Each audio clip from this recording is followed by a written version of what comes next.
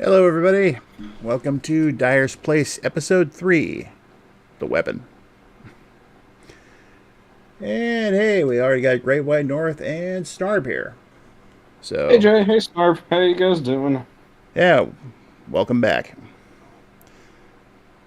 So, anyway, Mike and I will be discussing tonight some of the most memorable weapons ever seen in video games. Yeah, some of these probably some of these are maybe a little more inside baseball, but we found them cool or fun or funny for one reason or another. So it should be a fun time. Exactly. Yeah, I'm doing good, Jay. How about you? Yeah, I'm not doing too crappy, although I fell asleep for longer than I intended to today. But this is what happens when you only tend to get 4 hours per weeknight. So. Snarb, Yeah. I'm going to say absolutely nothing about that. Oh, so you're going to have to fill me in later then, huh? Yeah, Hmm. yeah. The cerebral bore. Well, I can't even think of a good comeback for that. I don't know what it is. So, all right. So everyone can hear us, okay? You darn well better. Oh, I don't know. I'm That's turning this around. We're going back to Winnipeg. and that's Simpsons reference number one for the night. Loud and clear. All right. Thanks, Jay. Nice. All right. So why don't we kick this off with a couple of special mentions? Some honorable mentions as they were. Uh-huh. Okay. First one I have to talk about is the sword from the Atari 2600 game Adventure. Good old arrowy. Yeah, it's because that's exactly what it is, a freaking arrow. Yep. I mean, it's kind of amusing because there's no such thing as a actual bow in that game. So you think the arrow would go towards something like that, but no. This is just supposed to be a blade with a hilt that you're apparently lugging around. So it's Except it's an arrow. yeah, Yes. it's the fearsome mega duck. That is true. I tell you, when I used to give speeches at the local elementary schools about writing, I'd always use adventure to illustrate a point Oh, what point is that? to see how much things have changed over the years. Because Oh, obviously, I'd bring up how I wrote about video games. And I was like, well, when I was your age, video games were a lot different. And it's like, I'd say to him, like, think of what you think was like a video game hero, like a Pokemon master or some kind of a knight in shining. You can picture it, right? They're all like, oh, yeah. You want to know what our heroes look like? I'd draw a square on the board. That's a square. Yeah, it is a square. And this was his sword. And I'd draw an arrow. how many laughs did that get out of the kids? Laughs and confusion all at once. Mm. Yeah, that would line up. And Uh, then I would draw the fearsome mega duck. I remember one kid thought it was a seahorse. Not unreasonable. it kind of does. I'll give him that. Yep, when I told him it was a dragon, none of them believed me. Well, if I might peg another obligatory reference quotient for the night. Somebody get this freaking duck away from me! Yeah, good old strong bad. I had to. So, anyway, it's an arrow. But I Yep. remember it as being one of the first usable weapons I ever found in a video game. Like, you didn't come equipped with anything like, you're playing combat and you can just shoot stuff out of your tank or your jet or whatever. This, you actually had to find it, pick up, and then stab them with your mighty arrow. Yeah, if you came across one of the dragon ducks first, then you had to frickin' run, or you'd Mm-hmm. become its dinner for that day. Of course, even if you do manage to pick up the arrow sword, that fucking asshole bat could take it away from you. Only on So, variations 2 and 3. oh, okay, so And, you're safe on the difficulty. Gotcha. right. And hey, Hans Nonetheless, here. hey, hon. I'm sorry. dumb. But yeah, anyway, I fucking hate that bad is my general thesis on Adventure. Fun game, though. Classic. Well, you know what I'd do? I'd What's that? actually, on Variations 2 and 3, if I was able to, I would catch the bat Do and that? have it carrying a dragon at that, and let it loose inside the White Castle and then lock the door. It was stuck in there after that. Wow. Mm-hmm. Holy shit. Was that a bug or a feature? I want to know. I think it's a feature because that bat can't get out of that gate when it's closed. Wow. Very neat. No, hey Han, we're just beginning, and actually, I did not put that one in the list, but the Farsight is a pretty rad weapon. I was maybe going to put in either that or the laptop gun, but I'm afraid it's not on here. Sorry. I will acknowledge it though. Those are both good ones. I will say that all I know about Perfect Dark is the fact you can find cheese. You would, yet you would. You got. It's a little in joke between us fellas. He annoys me with his disdain of FPS games by saying, "Where's the cheese?" Because despite all his rage, he still just feels like a rat in a maze. Pretty much, yeah. I'm sorry for that one too. But... Well, anyway, moving on to the other honorable mention. The yo-yo from the Goonies. And the Goonies, too. There wasn't a yo-yo in the first one, was there? Mike just used a short-range kick, if I'm not mistaken. Could swear there was a temporary weapon, but you might be right about that. Yeah, I'm not sure about that, but I know you find possible. a slingshot as a temporary weapon in the first one, but anyway. Oh, yeah. You do get a slingshot, that's true, but... Yeah, Mike utilizes a yo-yo by default, which I don't think he did in the movie, but of course it's a different thing now. I don't recall any yo-yos in the movie. Annie the Mermaid and whatnot, so, it's just kind of running on its own fuel, but... Yeah.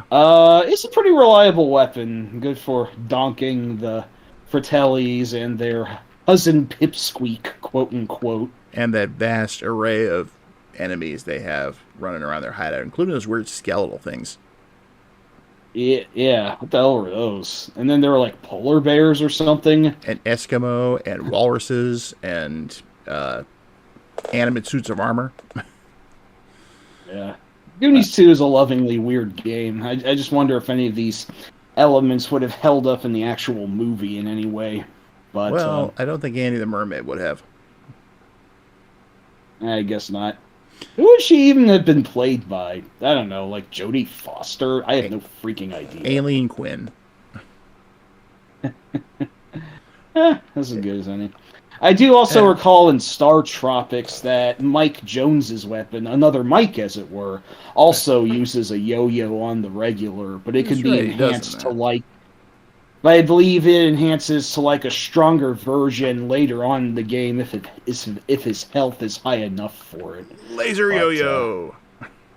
Yeah, pretty much. Every rad 80s kid's dream weapon, basically. A laser yo-yo was not my dream weapon. What was your dream weapon?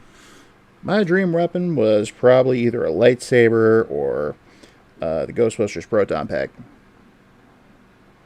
Damn, those are actually really good choices. I can't argue. I would say it was something Indiana Jones related, except you can get that stuff. You can't get a lightsaber or a proton pack. Yeah, that is true. Well, I guess the Ark of the Covenant's technically kind of a weapon, and I don't think you can get that, so... Well, no. So, anyway, that wraps up the honorable mentions, I think. Unless you have another one you want to throw in. Not that I can think of for now. Super Shotgun, Doom 2. Never played Doom 2, so I couldn't tell you. I did actually suggest a Doom weapon that may or may not be mentioned later, but the Super Shotgun isn't on there. That being said, the sound that the Super Shotgun makes is pretty immortal.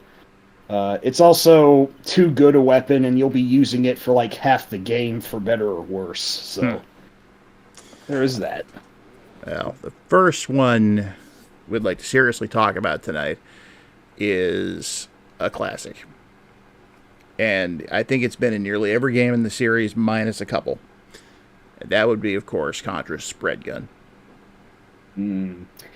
The the red Orby weapon gun of doom, the NES era killer, as it were. Yeah, the spread gun from its best known incarnation, being both Contra and Super C on the NES, fires 5 red shots at once, which fire is semi-automatic, fires as fast as you can pull the trigger, and while it won't fire 5 shots all at once if you keep mashing the button, it'll still fire like 2 or 3 shots in general, and if you get close enough to an enemy or a boss, it obliterates them in seconds, reduces them to absolute atoms. Yep. And now imagine using it with a turbo controller. Oh yes, definitely. I don't think it was as powerful in the arcade version, but just something about its design in the NES is it's off the goddamn charts. And as Snarb pointed out, they nerfed it in Contra 3 in hardcore. Unfortunately, yeah, it actually became one of the less used weapons. One of my less used weapons in Contra 3. I mean, I guess it's better than the default, but the crush and the crush missiles and the laser weapon are just so much better in that one. So yeah. And in hardcore, only Ray has it, and whoever uses Ray anyway. I was going to say, don't play Ray if you play that game. He's boring. And by the time they got to Shattered Soldier, the gun was just gone. Yeah, the charge shot of the machine gun is a little bit spread gunny, but that's kind of a stretch nonetheless. And, yeah, a big one. And then Neo Contra, fuck knows. It has come back in the recent Operation Galuga, but as I have yet to purchase that and play it beyond the demo, I couldn't tell you much. Seemed good enough, though, from what I remember. Did it show up in Contra 4 or Rebirth? Oh, yeah, no, it was in Contra 4, if I'm not mistaken, and while it wasn't quite as powerful as the NES era, I think it was better than it was in 3 and hardcore. However, it has been a very long time since I played C4, so my memories are a little rusty. Yeah, whenever I play that, I don't know what it is, but I just can't get into that for whatever reason. Yeah, you're not the only one. I know that for a lot of people, like, the screen gap divide in the center is a serious deal breaker. I've never really minded it all that much. I've never really minded it all that much, but I think I could see where maybe other people aren't so keen about it. Yeah, it just seems like, I don't know, I play the game and stuff that usually wouldn't kill me in the other Contra games just takes me out. It's like, oh, and it is in Rebirth too. Also, again, my memories are a little rusty on Rebirth, also, but yeah, it's definitely more cromulent there, as it were. I need to put more time into that one. Yeah, now, definitely. Having played the Operation Galaga demo, I don't think I've actually used a spread gun in that. I think there are like 5 or 6 weapons overall that you can grab. But no, yeah. Again, my memories are rusty. 90% of the reason why this is on here is because of NES, Contra, and Super C. I will say, yeah, definitely. There have been many other fine weapons throughout the series, but for the game that I'm most familiar with, aka my #1 favorite freaking game of all time, I do admit that I attempt to go for and cling onto the spread gun for as long as I can. I think the developers realized this, and last time I played the game, I actually died in an inopportune point, and it felt like the spread gun was actually kind of scarce in the later levels, so I was kind of running on empty a bit. Now, being a Contra master as I am, I didn't necessarily need it, but it does really help. Especially against those damn snow machines, snowmobiles in Stage 5. Oh, the tanks? Yeah. And Snar brought up a good question. Did Contra Force have a spread gunner equivalent? I haven't played that in so long that I've forgotten. Contra Force kind of sucks, so my memory's also bad on that. I'm sorry. Contra Force isn't even a real Contra game. It's Archound. Yeah, yeah. But I want to say it did not, yeah. surprisingly. Hello, I Sharon. Hey Sharon. I'm just that is a good question. I feel like I'm actually going to have to play the damn thing after this stream now to try and remember. But Play the Archound version.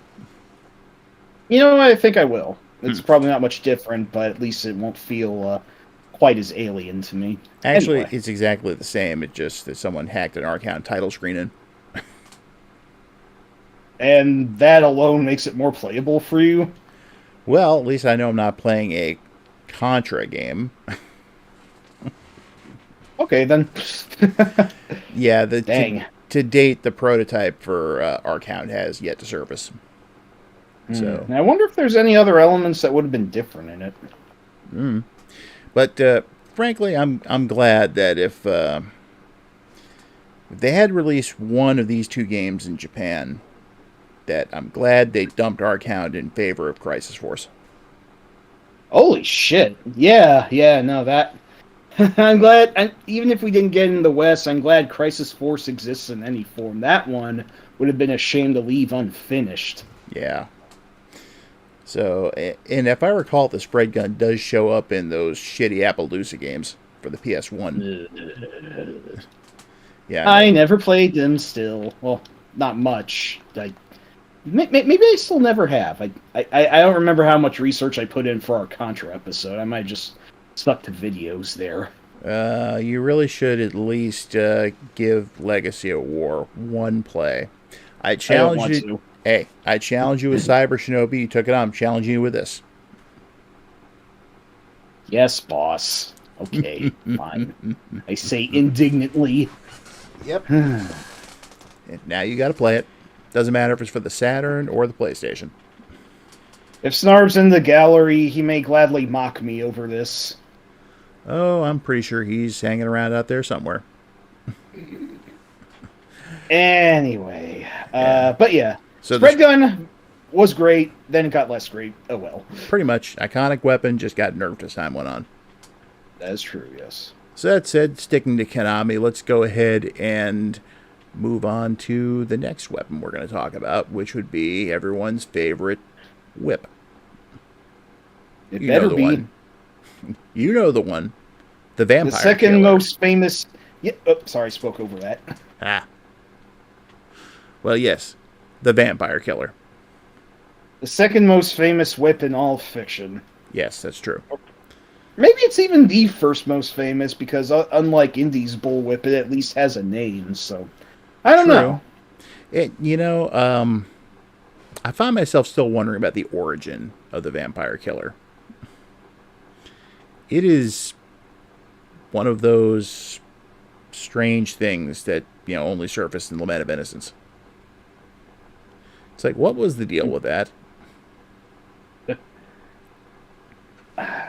Well, I'm sorry. By origin, I thought you meant like who at the Castlevania planning committee actually thought that the protagonist should have a whip. I mean, it was a very original idea that they didn't have like a sword instead, but Well, yeah, that is interesting but where they came up with that. I remember reading they did take inspiration from Vampire Hunter D, in which I can't think of her name, but she was one of the main characters. She used a whip. Doris, was it? Maybe? Doris, yeah. I'm surprised I remember that. But the Vampire Killer's had many incarnations over there, especially in Simon's Quest. I mean, look how long you can extend that and that. You start off, what is it? Leather whip, long whip, chain Leather whip, whip, chain whip, yep, thorn whip. Morning Star, and the Flame Whip as the ultimate incarnation. Which I think only surfaced again once, and that was in Dracula X on the Super NES. I think I forget. It might have been in the Rondo of Blood also, where it's if you don't have any weapon, so this is really only useful at like the beginning of the game. Then Richter shoots out a massive streak of fire when he does his whip. But Yeah, it's licorice whip. interesting. Licorice whip. Anyway, that was getting back to the origin of the whole thing here. from Yeah. the series point of view. Leon Belmont being supposedly the first Belmont. Oh, that's right. Or It's like, Sonya. Rip in peace, Sonya yeah, Belmont. that's right.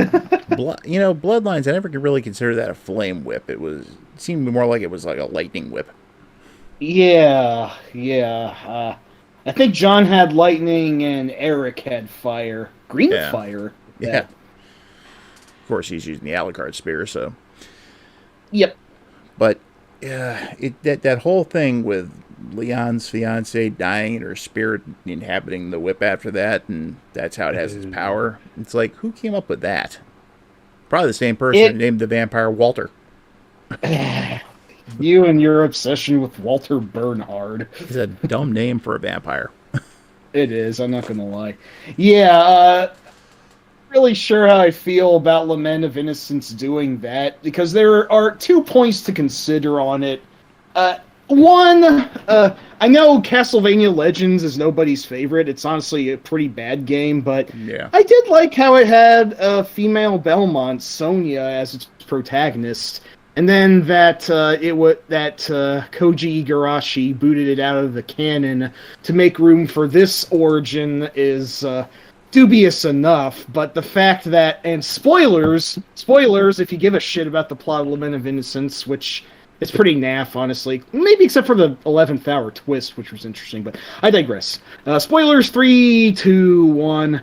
The fact that Leon's fiancée Sarah sacrifices her soul to give the whip its magical powers, that is a classic case of 100% fridging. A lady dying to progress the story of the male hero. Yeah, it's very and to lose our first potential female Belmont, our only female Belmont, for that is a real double whammy of sexism. Like, Jesus Christ. But, I'm sure that was Iga's idea. I don't hate you, Iga. It's just, you make me tilt my head sometimes. And a second thing about that plot point, it predates the fucking wife farm in Bionic Commando 09 by 6 years. Well, you would have to bring that up. So dumb. I fucking would, wouldn't I? Yes. That was a good game until you got to the story, which then it just went completely asinine. Yeah, no, that game definitely had a lot of potential. I don't think it was as shitty as most people thought it was. But the gameplay was pretty solid, I thought. It's just the story was stupid. The story was awful, and the final act in particular was left a sour taste in my mouth. It should have been at the boss fight at Groder, in my opinion. I've been happy with that. So. Yeah. Hell, they could have brought back Hitler, and we could have blown up his head again with a bazooka. Yeah, anyway. Missed opportunity. In 3D, no less. Missed opportunity, Capcom. Anyway, but we digress. Stupid origin of the Vampire Killer Whip notwithstanding. It has been the Belmont family's guiding heirloom for centuries, and their core, the core essence of their game plan for foiling Dracula's constant and consistent, and sometimes not so consistent, resurrections. So, well, the point is that it's worked for them for centuries. Yeah, and again, a whip instead of a sword is pretty brilliant. Although it's funny because Simon can actually use a sword in Haunted Castle, the arcade game, and it's the most powerful weapon there. Never again did that ever happen. You got to give him some points for, saying, well, we're doing an arcade game, so we got to give players a variety. Yeah, at least, but yeah. Honestly, though, I remember when Symphony came out, or at least right before it came out, and finding out that first of all, you were not playing a Belmont. Second of all, you used a variety of swords. I was a little disappointed. And then I played it. I was like, okay, all is forgiven.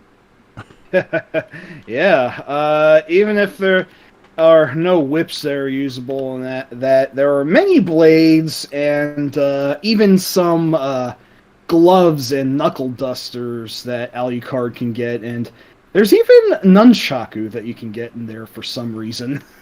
Well, that kind of leads nicely into the next weapon we're going to talk about. Oh, really now? The Chrysogrim. I did put that on there, didn't I? Yes, you did. Holy shit, this fucking monster. That you get 2 of those, and you're pretty much unstoppable. Yeah. For those who haven't played Symphony of the Night, the Chrysogrim is a super magical sword, which... How do I describe it? It quickly fires out like 5 or 6 rapid slash projectiles projecting out of Alucard, like just like a wind. He is blasting deadly wind out of him practically, and he can move completely unencumbered. Normally, when he swings a weapon, if he's not in the air, he has to pause a little bit to put ground his stance and swing his blade. Right. But the Chrysogrim, he can just keep on moving and mow down enemies, just marching forward like a caped statue of marauding death or whatever. And like, it actually kind of made me think of Strider.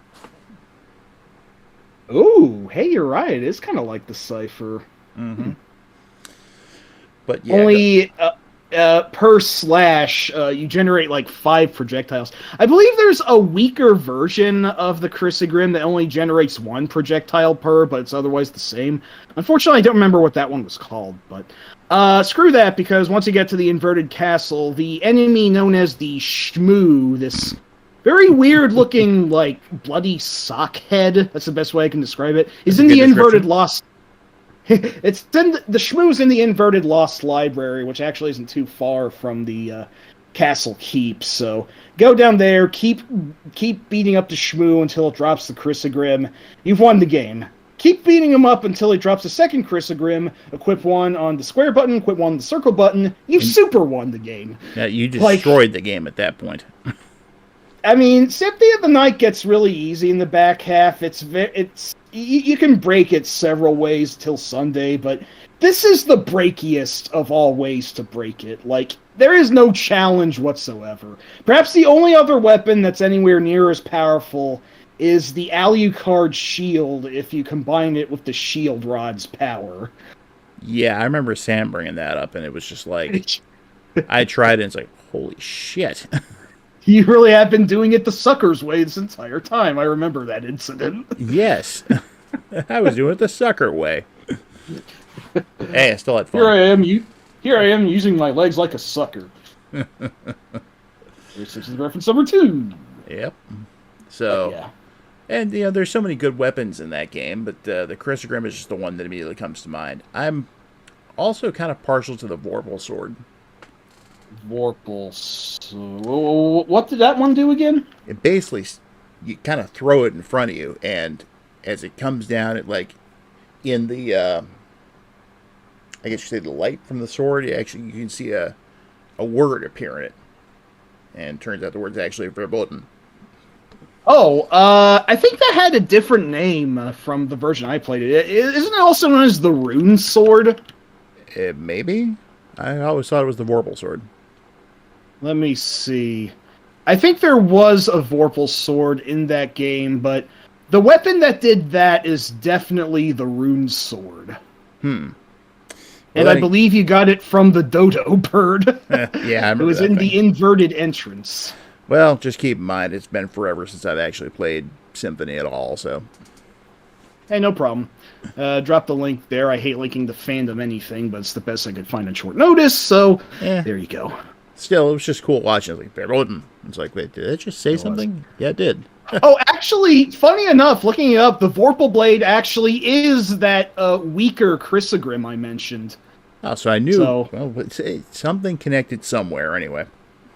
Yeah, at least. So yeah, it only does like 1 slash at a time, but it's the portable home game version of the Chrysogrim is the best way I can put it. Yeah, that's a pretty good way to put it. That game just has such an extensive array of weapons. Yeah, that has been my favorite thing for that and the Aria games, and also Portrait. of ruin as well. The variety of cool shit that you can get to kill all the monsters with, it's pretty fascinating to say the least. Of course, now I'm a classic old school vampire Vampire killing jam. man. Yeah. So I prefer just a Morning Star and a variety of sub weapons. But that's me. That is fair, but I wonder if you would be open to at least... Cross-a-rang. Good old, yeah. Oh, hey, we could have mentioned the Crosserang also. The Castlevania series is really rife with cool weapons, not Yeah. just the vampire killers. So. We can take a minute about the Cross-a-rang. Oh, yeah, the good old Crosserang or the Boomerang or the Holy Cross or whatever is generally recognized as the most powerful of Simon and Trevor's sub-weapons in the early days of Castlevania, and I suppose it worked out pretty well for Richter, too. I mean, that's what allows him to do his Holy Cross attack. Mm-hmm. So very strong projection. Yeah, strong projectile, flies out, and then comes back to hit the enemy twice. Pretty powerful.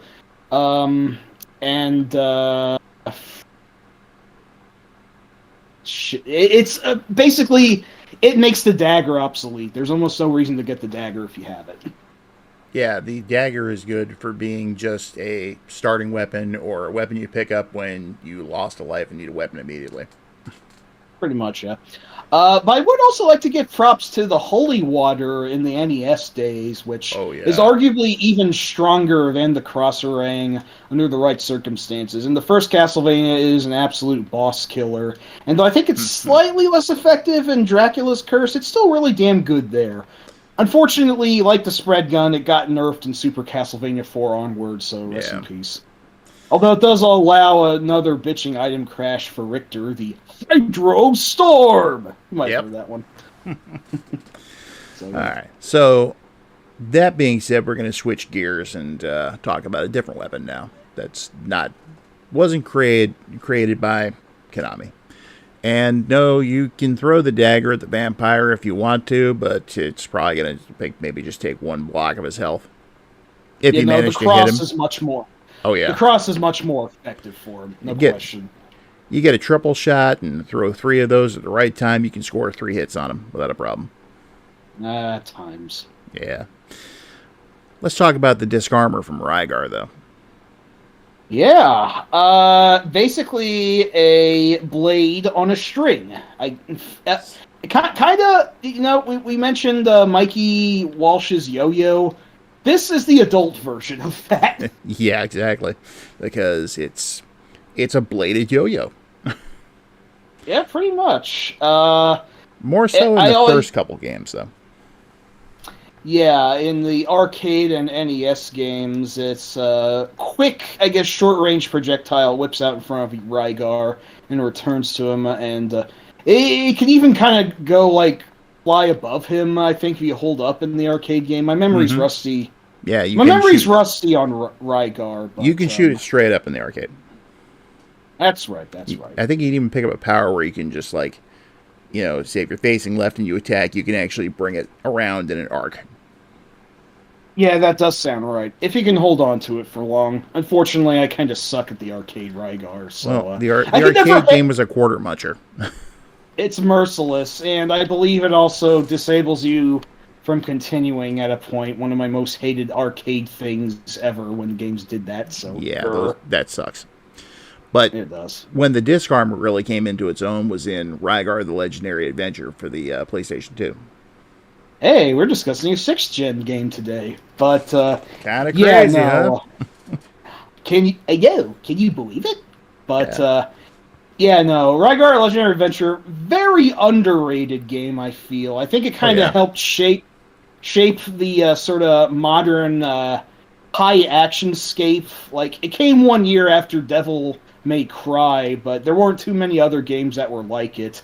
For better or worse, though, that was the only new Rygar game we get, not counting that Wii port where Rygar got really anime redesigned for some stupid reason. I don't know. By the way, greetings, Gemini. Hope you're doing good tonight. Oh. Hey, Gem. What up? And No, Snarb. I don't believe Tecmo Knight did have the disc armor. When you were riding the Tiger form, though, I think you used some sort of ball and chain, but I don't think it was the disc armor.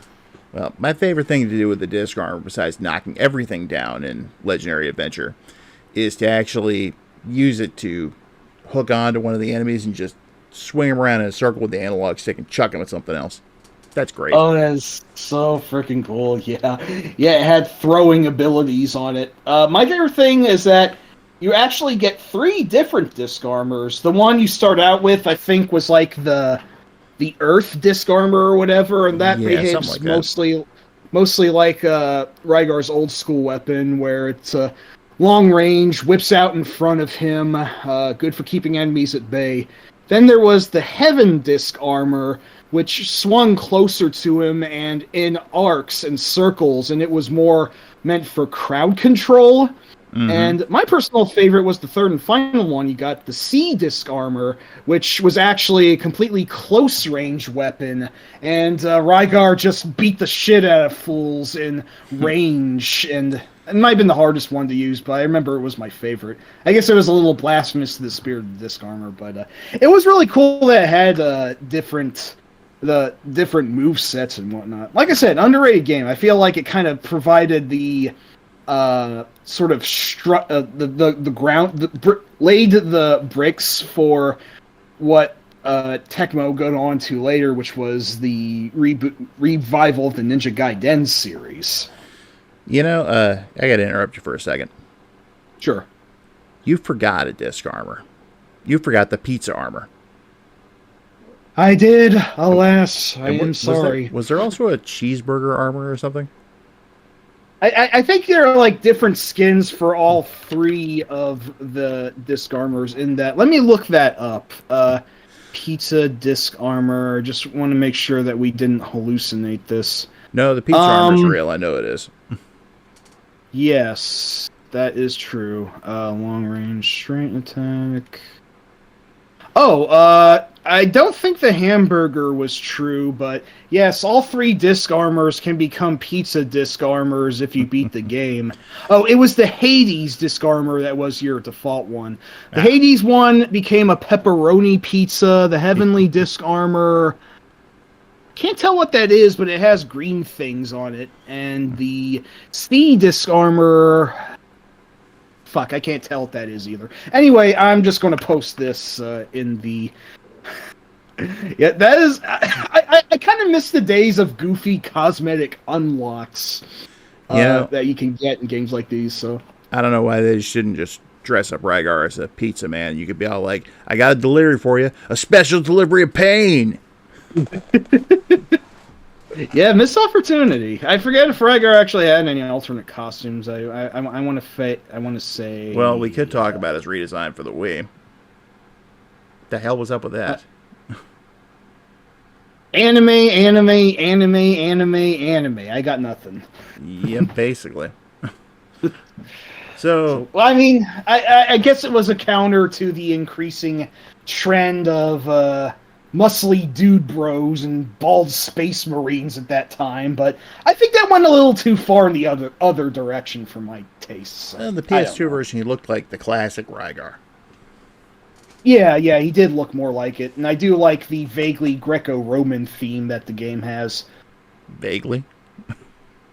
Well, I guess it was more vague in the classic series, but in the Legendary Adventure, you fought the Hecaton Kieris, and you went to Tartarus, so yeah, it was absolutely Greek. Oh yeah. So, but yeah, it's still one of my favorite weapons in a game of all time, especially in that game. I just love, besides doing the whole thing where you latch onto the enemies and throw them around, how you just basically can break everything. Yeah. It's like you hit them once, dust flies up, and then you hit it again, maybe a little more dust, and then finally, boom, shit just comes falling down. Yeah, just such an underrated weapon and underrated game. Like I said, I think that both, for better or worse, both Ninja Gaiden on Tecmo's end and God of War from a Greek mythology perspective, did sort of bury the legendary adventure, but I'm not going to forget it. So No, it's not a forgettable game in my opinion. it really is not. Yeah, anyone go play it if you're like a fan of DMC or whatever. Yeah, play the Wii version if that's the only version you have access to. Which Snarb did, apparently. Yeah. All right, so let's go ahead and switch tracks again. This time we're going for something a little cuter. You brought up Kirby's Adventure, and there's one ability in particular you can go ahead and change into. That's right. We mostly wanted to avoid Kirby's abilities because we're going to be here all freaking day if we did do that. Yeah. There's so many he's had over the years. I mean, like, recently he got an ability that allows him to become a doctor and fire out potions, if I'm not mistaken. But well, that just makes a lot of sense. The one that I was thinking of that I thought would be remarkable would be one that I think was only ever in this game.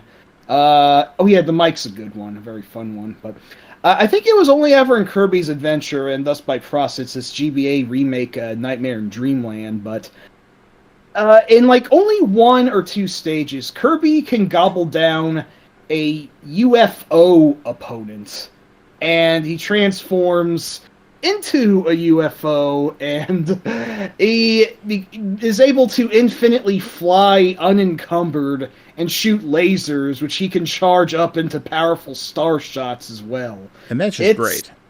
It's busted. He looks adorable. It's really fun. And again, I want to say it was only in this game, and it was very rare.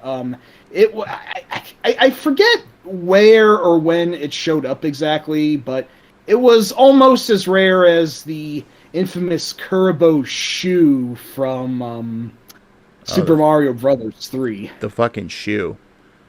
How did we not remember that? Oh my god, we didn't put that on there. Shit. Damn it. Yeah. Well, all right, let me just say something. I am no fan of Mario 3. I mean, it's a competent game. It's good. It's just not for me. I'll still play it from time to time, but honestly, the best part about that game is the Kuribo shoe. And you only find it once. Yeah, stage 5-3. That, it really should have been in at least one more stage. I appreciate the taste of power, the absolute monolith of death that Mario becomes in it. I mean, already stomping on enemies is kind of his trade, and this just makes him even stompier. But, also, Heihan knows what's up. Disparaging the boot is a bootable offense. We've argued him down to a booting. That's their third Simpsons reference for tonight. But, yeah, I wish it was in more levels, but the taste of power you get as it is amusing enough. But, yeah, I think the UFO appeared in more than one stage, although I might... It's been too long since I played Adventure, I might be wrong about that. You rarely got to use it, but when you did, it was a really fantastic power trip. And yeah, the wheel is also a very fun power, very speedy, and I liked how mobile it was in Superstar. Again, we could maybe make an entire episode out of Kirby's powers, but that heck, even ages, so. Sharon just said you could be a car in one of the later Kirby games. I didn't even know that. Oh yeah, no, that's the most recent one, Kirby in the Forgotten Land. It's part of his new ability to stretch himself over appliances. Like, you could also do that on like a soda machine and spit soda cans out on enemies. Okay, that's funny. Yeah, it's pretty great. Forgotten Land's really fucking good. Also, Snarp definitely knows what's up. Should have brought the boot back in World instead of giving us Yoshi. You know, there should be a hack that allows that, if nothing else. That would be great, because I don't mind Yoshi, don't get me wrong, but to ride around the entire game in the Kuribo shoe, yes, I would play that. Yeah, totally. Holy shit. So, yeah, but, yeah, there is plenty of Kirby power-ups to talk about, so we're going to stop it here. Yep. But Sharon knows what's up. Forgotten Land, really great. One of my favorite games of 22 or 23, I forget, but his recent is very good. So, let's move on to something a little gorier now. I know. Everyone's thinking, okay, this must be Splatterhouse related. Guess what? It's not. Not yet, no. Actually, I'm looking over the list, and we didn't put anything from Splatterhouse. I almost thought about including the 2x4, but It's admittedly kind of a generic weapon. yeah, yeah. If I was, Really, if I was going to say any weapon from Splatterhouse, we're not talking about Kirby Sharon. If I was going to say that any weapon from Splatterhouse would be a contender for this, it would be from Splatterhouse 2. The Chud creatures that are underground in one stage, you can actually knock off one of their heads and throw it. yes, I remember that. I'd actually nominate the boat ore from that one segment in Splatterhouse 2 Oh, because that's the just funny. animations of the zombies just flying in the background like it's fucking hilarious. I You love just it. knock them like a mile back into the lake. It's excellent. It feels like the type of like Raimi-esque splat stick. And oh yeah, the harpoon's also a good one. Yeah, I might not like Splatterhouse 2 as much as the first, but that's some pretty neat weapons. Like the giant bone in Stage 2, that was another good one. Yeah, but in comparison to what we're going to talk about now, they're kind of pedestrian. Oh yes. We are thinking actually of Metal Slug 3. Oh yes. And probably my all-time favorite weapon in the Metal Slug series, just because you aren't expecting it. You know that one stage with all the zombies? Yes, Snarb got it. Blood vomit. It's just, Oh yeah. you just hit the grenade button, and all of a sudden your character just spews this stream of blood out of his mouth, and it just goes up the screen and destroys anything in its path. It's fucking crazy. It's like, It's I mean, one of as the a coolest things nerf, I've ever seen. when you're in zombie mode, you can only use the pistol as your main weapon. And Oh, move big. Oh, big. Yeah, big mode also. As a zombie, you move very slowly and can Yeah. only use the pistol. It's actually not unlike the mummy curse in 2, but unlike the mummy, you at least have the advantage of the fucking blood laser vomit, which is hilarious and fun, and it could totally wreck a line of helicopters. Oh, yeah. Yeah, Stage 2 in Metal Slug 3 is my favorite part of the game. And I think it is only in that level that you can do that. But my god, it's a real spectacle. I mean, I was almost going to put in either the flamethrower or the shotgun from the original Metal Slug, which are also weapons that have stood throughout the series in all future games. But yeah, the fire animation when you hit the soldiers, I think, was a popular GIF back in Web 1.0. Oh, yeah. Well, that was great. It was everywhere. But, And, there are times I just let myself get turned into a zombie just so I can do that. it is very hard to resist. It is worth doing at least once. As a zombie, I think you're actually resistant to most human forms of attack. Only other zombies can kill you when you're in that form. So, it's an interesting challenge to go with in Stage 2 there. And yeah, I can't remember if any of the other stages in that game or even in the rest of the series did that, but it's as a memorable and just striking a visual as it is. I want to say it actually became one of Marco's super attacks when he was a playable fighter in Neo Geo Battle Coliseum, but I might have dreamed this. I don't know. Snarb, do you remember enough about that? Or am I'm going to go look this up. Anything else you want to say, go ahead.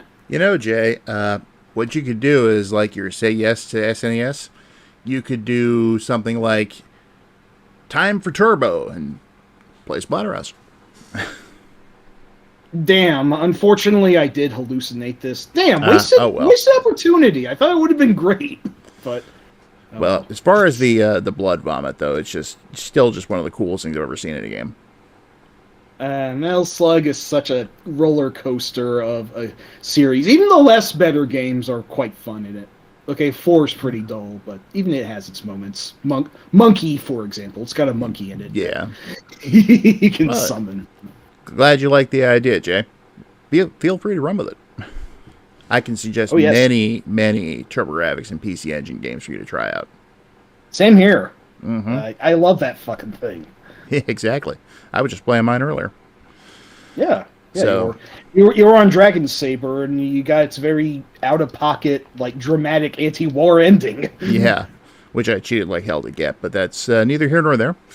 They're Anyway, very fucking tough games, Spirit and Saber. yeah, So they really are.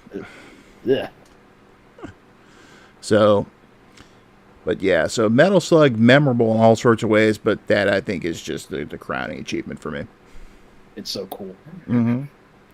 So, what else do we have on the roster to talk about? Let's see. Now here's one. This is actually fairly recent. Okay, now I admit I haven't played a whole heck of a lot in what era is that? PS3, 360. Hang on, I actually need to look at the list here. I forget what generation it is. Oh, I think I know the one you mean. Yeah, yeah. So, Wow, we're not very far down this list yet. Holy shit. Sorry, my interjections keep interrupting. We gotta speed it up, maybe. anyway, but whatever that generation is the one that started with the 360 and the PS3. And The seventh gen, that's the one I usually tend to shit on, yes, but it had its moments. yes, It has its moments. and a good friend of mine had actually picked up. I think, yeah, he had it because that's where I played it. But he had Saints Row 4 for whatever console he had at the time. Mm-hmm. And he had to show me this gun he'd picked up. And when I saw it, I about laughed my ass off. It was the dubstep gun. Yep. That was the funniest damn thing I'd ever seen in that game. I understand that Saints Row started off as kind of a GTA ripoff. And yeah, the first game was more or less just a straight up GTA clone, but the second game interjected a lot more of its own personality and some more humor, and the third game got even more ridiculous in various aspects. And then the fourth game just made you just straight up virtual cyber superheroes, and it just broke the limit of craziness. And some thought it got a little bit too far out, but I thought 4 was really fucking fun, so... and we got the dubstep gun out of it, so there you go. That is true, yes. And it's just you fire the thing and you get all these like waves and everything on the screen starts dancing. It's like I hadn't seen anything like that since Michael Jackson's Dance Attack in Moonwalker. Which Yeah. there's still some humor in that one too, especially when you I think it's in stage 2 of the Genesis game. There's one boss, it's a bunch of dogs. And you pull the dance with the dogs stand up and dance. Nice. So, Yeah, no, that sounds about right. So yeah, they literally dance themselves to death to the fantastic sound of wub wub wub wub boop boop boop boop Skrillex music. yeah, pretty much. And it's I don't know if I have a copy of Saints Row 4 around here somewhere. I might actually. It might be Betty's. I'd need to look. But it's one of those I wouldn't mind playing again just to get that dubstep gun. Yeah, I think 2, 3, and 4 are all worth playing, and I even liked the first when I got around to it. However, I think it's stuck on the 360, like that was the only console it was ever released for, so you're not going to miss... There is some continuity that you might be lost on, but you don't miss too much by just jumping into 2 for the most part. That's how I started the series. Well, I have the internet, so I can go ahead and look up anything I want to know. There is also that option, yes. See? Ta-da.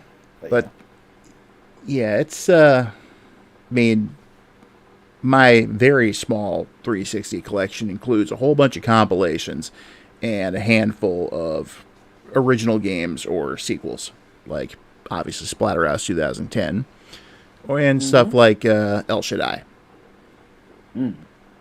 Now, that game could be discussed at length in a future roundtable because that is an absolutely incredible game, which is also very weird. Yeah, El Shaddai is bonkers, and I'm really glad that it actually got a modern remaster. So yeah, bonkers in one of the best ways too, especially that stage where you're running from Flan and jumping on music theory. That does sound like something that happened, yes. That it was. It's one of my favorite stages. Nice. So, if we have it, I might just pull Saints Row 4 back out and maybe give it another shot once I'm done with Final Fantasy 2. Hey, go for it. You can do a lot worse. Yeah, I haven't worked on that one in a little bit. I'll have to start doing that again. I'd like to actually finish that one this time. Yeah, and you got my support in doing so. It'd be nice to say you at least beat one Final Fantasy in your life. Yeah, plus, Jay's been giving me tips whenever I've asked him for them. Nice. Thank you, sir. So, all I know is when I had the game originally, I made it to the moon. And then it got sold out from under me. Yeah, Well, I remember that. this time's going to be different. So, yeah, dubstep gun equals great is the point I'm making here. We're heroes on the moon. We carry a harpoon. I guess Kane carries one. I don't know. I don't know. Okay, good. That was a Futurama reference, so you're still kind of in your Simpsons quota territory here. It is a very clunky one, but yeah. Yes. So let's jump back to the console we all love here. Before we do that, yes, Sharon, I am actually playing an RPG, really. Yes, yeah. I can affirm this. Yep. So it's true, and I have done it before. Maybe I'll do it again in the future. Damn right, and you'll do it again. I'll shut up now. Yeah, so let's just go back to the NES and talk about the Metal Blade from Mega Man 2.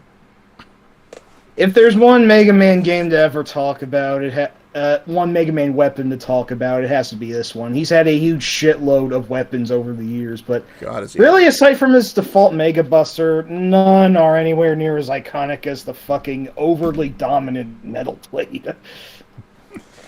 Oh, the Metal Blade's great. Yeah, you can take out Bubble Man in one hit, I think.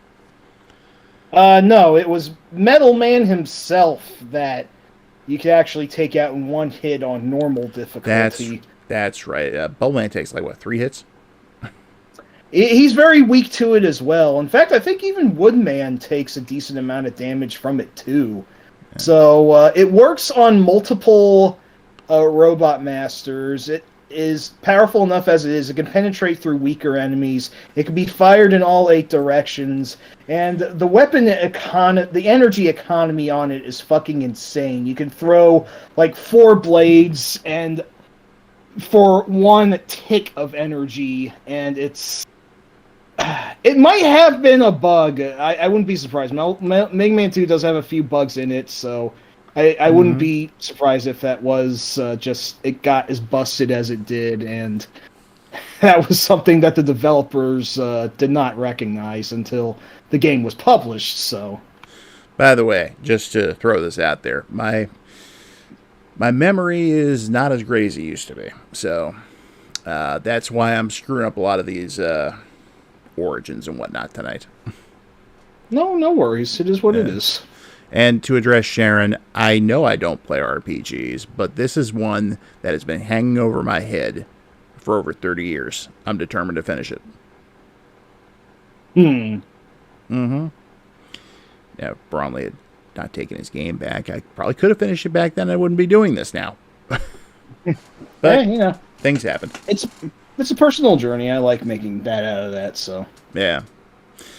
So, but, well, whoever falls easiest to the Metal Blade, it's still such a versatile weapon, too, especially as you can fire in all 8 directions. Yeah, it's so incredibly broken that they really did their best to make sure that no weapon was as busted ever again. Hilariously enough, the immediate next game, Mega Man 3, gave you the Shadow Blade, which was very suspiciously similar to the Metal Blade, but it was basically the Metal Blade if it sucked. It had much less range and less economy and was less powerful as well. So it's like, no, we ain't doing that again. We're not giving you this freebie here. No weapon would be as strong again in the series until arguably Mega Man 9, which had some pretty powerful ones. And but totally out of my wheelhouse now. Yeah, I know. 2 is the best. Never went outside of that, etc. I know the story by now, sir. I have played most of the ones since then, though. I just couldn't get into them. Okay, well, if you gave them a shot, then it's fine.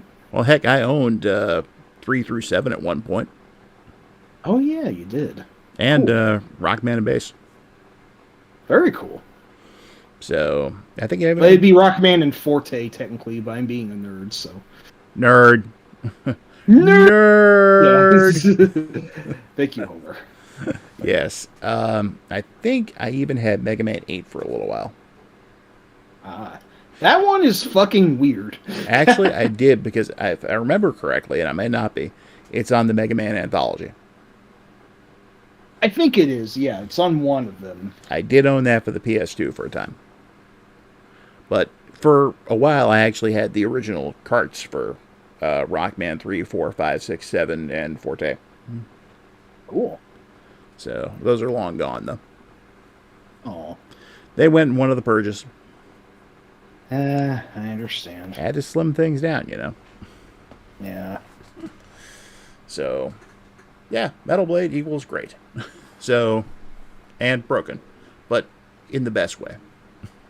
Mm-hmm.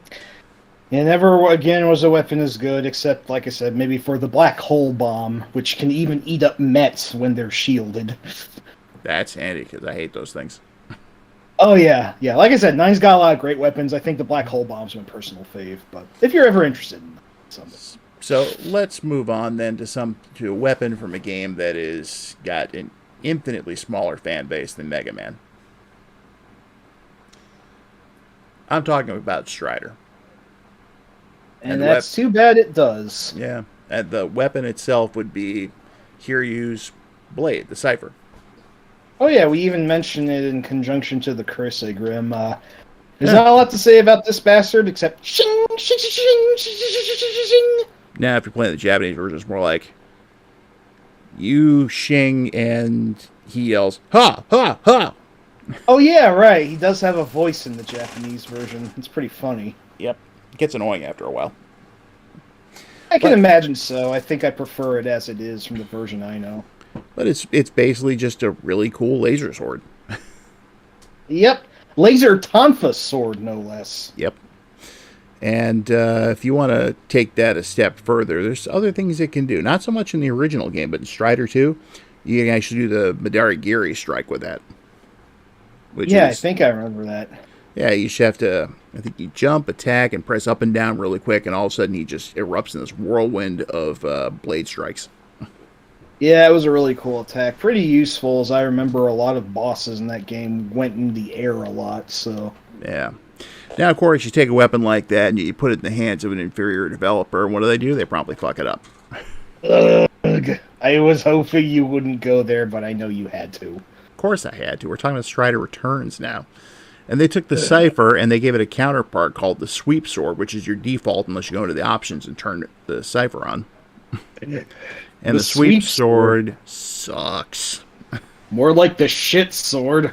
Might as well be. It's terrible. Ugh. Groan. Why? Why did they make, like... Because they had the rights. They had the rights to make it. I just find it amusing that they actually had the real actual Cipher in there, but you had to fucking toggle it in the goddamn options. It's not even an in-game power-up or anything. Mm-hmm. What a dumb fucking move. You said it. To the pits of hell with ye, Strider. Oh, God. I shall see you in fragments. I wish I could remember any of the immortal lines from that game, but I haven't played it nearly enough for any of that to sink in, so I'll just be quiet now. Live for me. Don't die, Strider. Notice that they never called him Hiryu, because they did not have the rights to Hiryu. And they created instead Hinjo. Our boy Hinjo. With his stupid sweep cipher and... the game is dumb, okay? It's nothing like the other Strider games. The NES game is better, and that's a half-completed prototype.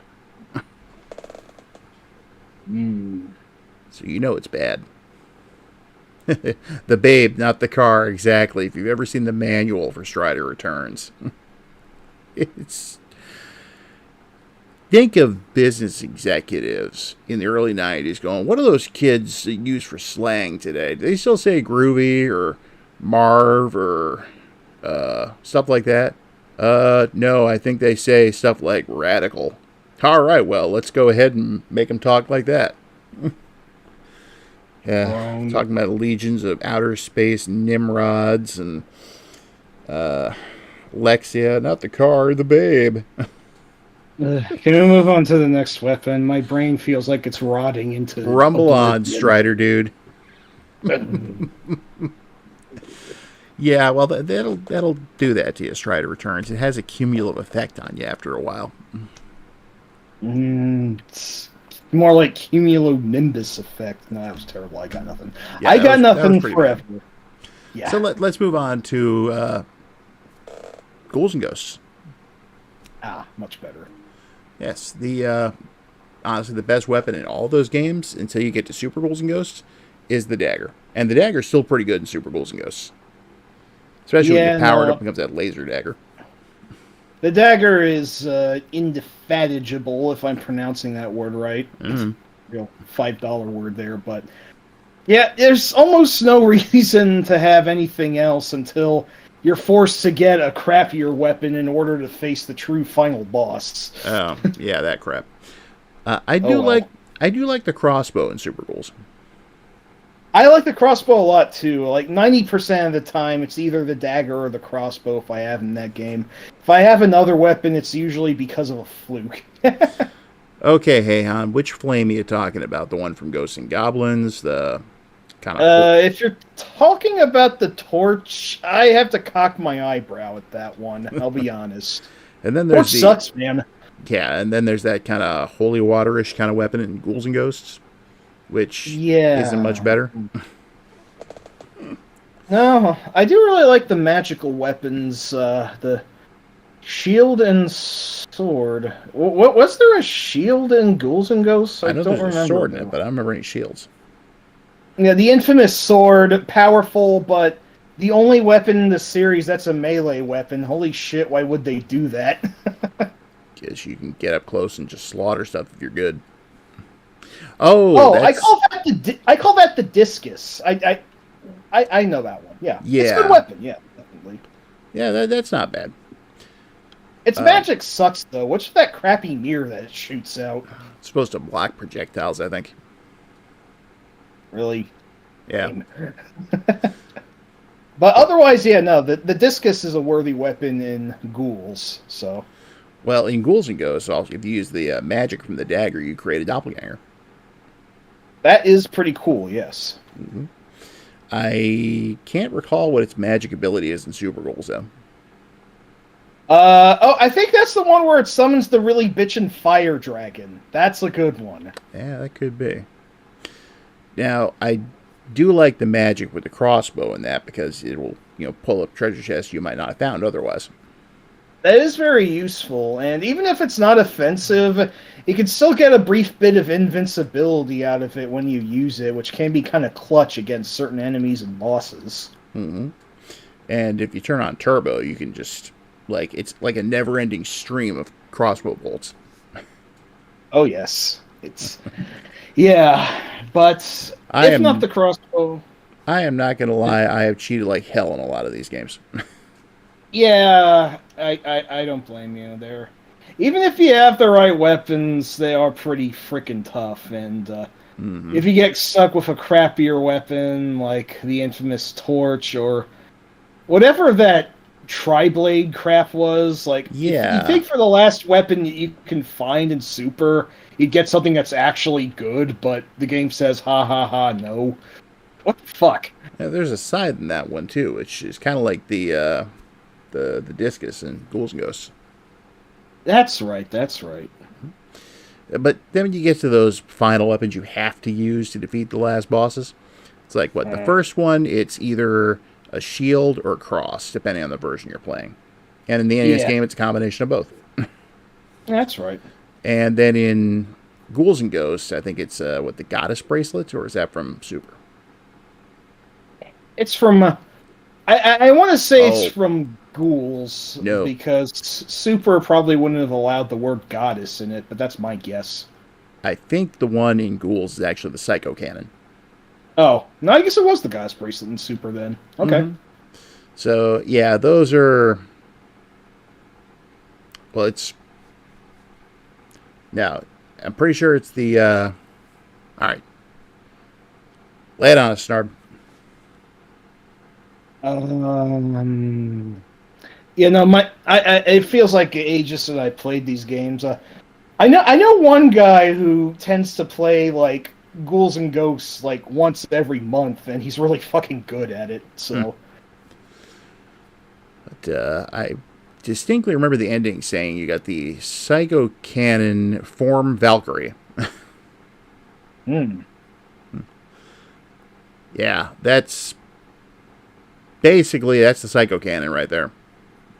So, it's good at close range, but if you use it a lot, it becomes less powerful. And God, what do you know? I actually remember something correctly for a change. Nice. Well, It would have been funny if they called it the Psycho Crusher, like, how there was the flying battleship Balrog in Strider. Another well, proto Street Fighter reference would have been amusing. I don't know. That again depends on which version you're playing. Some of them call it the Balog. They would, wouldn't they? Which I actually like that one better. Because That's fair. It doesn't have your Lord of the Rings kind of thoughts there. The Balrog. That's true. Yes. So, but yeah, they. I don't know what the other special weapons you have to get in the other games are, like Ultimate Ghouls and that last one they did. I think there's a new one for each one though, but I really haven't spent the time looking into them. Point is, dagger's great, crossbow also great. Even your default lance isn't bad, but it's basically an inferior dagger. So yeah. So why don't we switch tracks here? Who out there can tell us what the best video game ever made starring a baby was? Anybody? I might have an idea. I think you know. I hope I do. I should certainly hope so. And if you need a hint... No! Hey, Han. Sorry. Hey, Han, thank you. Get out. Thank you for playing the game. Well, I'll give you a hint. Okay, Snark Baby Maker. Oh my fucking god. Oh, Jesus. You had to go for that one specifically. Dear God. I should post the iMockery link. I actually submitted that ROM to iMockery because they didn't have it. You did, yes. It's part of our history. Oh, Jesus. Anyway, here's your hint. The baby from said game is actually in our stream background. That is true, yes. It's that little fella in the lower left, known as Bio Miracle Bokete Upa. So we have mentioned. Good guess, Sharon, but wrong. We've mentioned him before in at least one or two streams. A very underrated, very cool action platformer with slightly puzzly elements in it by Konami. He only ever got one game, but he did show up in at least one or two of the Parodius games later. And not to mention this is WoW World 2. That's true. Oh, yeah, you're right, yes. I just want to mention this one because Upa's rattle is kind of busted. It instantly takes any enemies out of commission, but it doesn't outright kill them. It transforms them into platforms, which then float upward diagonally that Upa can and must use for his own advantageous benefit. And or he can bump these platforms into bosses as well, which... Yep. They become platforms. They become ammo too, and the rattle blows them up to that degree instantly. It's a very versatile freaking weapon. Mm-hmm. Of course, now if you're going to go for sheer destructive force, I prefer the flamethrowers that you can make Upa jump on. Oh yeah, once I played that, I forgot that existed. But yeah, I never denied Mario was a baby in Yoshi's Island. I'm sorry. But he's not the star of the game either. Yoshi is. And That is true, yes. And Biomiracle Bukud Oopa is the best game ever made starring a baby. Yeah, no. See the difference? There's definitely not much contest there, so far I'm concerned. So yeah. Now, here's a fun fact about Oopa. The game Konami had actually submitted to Nintendo of America. Actually, I asked what was the best game ever made starring a baby, not what game had a baby in it. Because if you want to look at it, there's plenty of them. Hey, Prime's here. Hey, Prime. Yeah, How conspicuous. I remember that OPCFG site from way back when. Yeah. Yes. Who ran that site anyway? Whatever happened to him? I don't know. It just seems like everyone forgot about Dre. I don't know. I don't know. I hear he's hosting some kind of a roundtable show on the YouTubes now. Well, I'm glad he's able to keep up past Web 1.0, whatever the case. So yeah. So yeah, and for anyone who hasn't figured it out yet, of course, that's me. yeah. Anyway, OPCG being my first site. Now, here's a fun fact about Oopa. Konami had submitted it to Nintendo of America for possible release for the NES. Howard Phillips turned it down. Oh, that sucks. Yeah, I think they were just worried about competition for Mario, personally. Really? Yeah, that's what I'm thinking anyway, since it was a really good platformer. But maybe they also thought that our audience consists mainly of teenage boys. They're not going to want to play games starring a baby. I guess video games were starting to move more into a relatively mature phase around that time. I don't know. You got me. All I know is they passed on it. It did get, well, not exactly released, but there was a bootleg being passed around called Mario Baby. Holy shit. Mm-hmm. Yeah, so that's why they vetoed any baby games in the 7th gen, huh? Because, well, our audience likes Space Marines. Oh, games can't have color. Okay, yeah, teenage boys hate color. The only color they know are orange and green. Dude, bro, Doritos, baby. I would think they would also know red, because that's color of the blood. Blood. And gray, because only buildings can be gray, and buildings are ruined, and, the sky is brown, too. And there's only, a vague blur of a sun shining through, and... Yeah. Fuck the 7th gen, I say once more. Yeah, there's still some good stuff to come out of it, but, Prime, you're definitely right about that. As you missed it before you came in, we were discussing Strider Returns, and it's a completely ridiculous story. Yep. Rumble on, Strider dude. Fuck that fucking game. Yeah. But yeah, so Oopa's Rattle is definitely a very versatile little tool he can use, I guess you could say. It's a weapon, and it also helps him get to places. So, let's say we go ahead and move on to another Konami game. Alright, well, we all know the Gradius series here. And we know there's been a variety of weapons. But one early one really stood out to me, and that was the Cyclone laser in Life Force. That thing was powerful. Mm-hmm. I could tear through shit like it was nothing. Yeah, I think it was fairly similar to the regular laser, but it was stripy and it was longer. It was very cool. And it was 10 times as powerful. Mm-hmm. I guess there was also the Ripple laser in that game, but that wasn't nearly as strong as the Cyclone. So when you wanted to tear shit into seconds with a full... plate of options, then yeah, except no substitutions. It's especially handy in the stage 4 stage where I forget what those things are. They're like little orange blobs, and they shoot out all those nerve endings and stuff. Oh yeah, those bastards. Yeah, you can just creepy. Fry those things. Plus, they're good at eating. Right. They're good at eating through organic walls and stuff. Yeah, definitely. Oh No, yeah, Life Force, really fun stuff. I know that the Cyclone Laser made it into Gradius 3 later as well. yep, and it also shows up in Salamander too. Same Orlando 2, yes. Well, on top of that, you can also upgrade it in that, so it gets even more powerful. Oh, really? Yeah, you just grab 2 power ups of the same kind, and you've got a more powerful version of the weapon you picked up.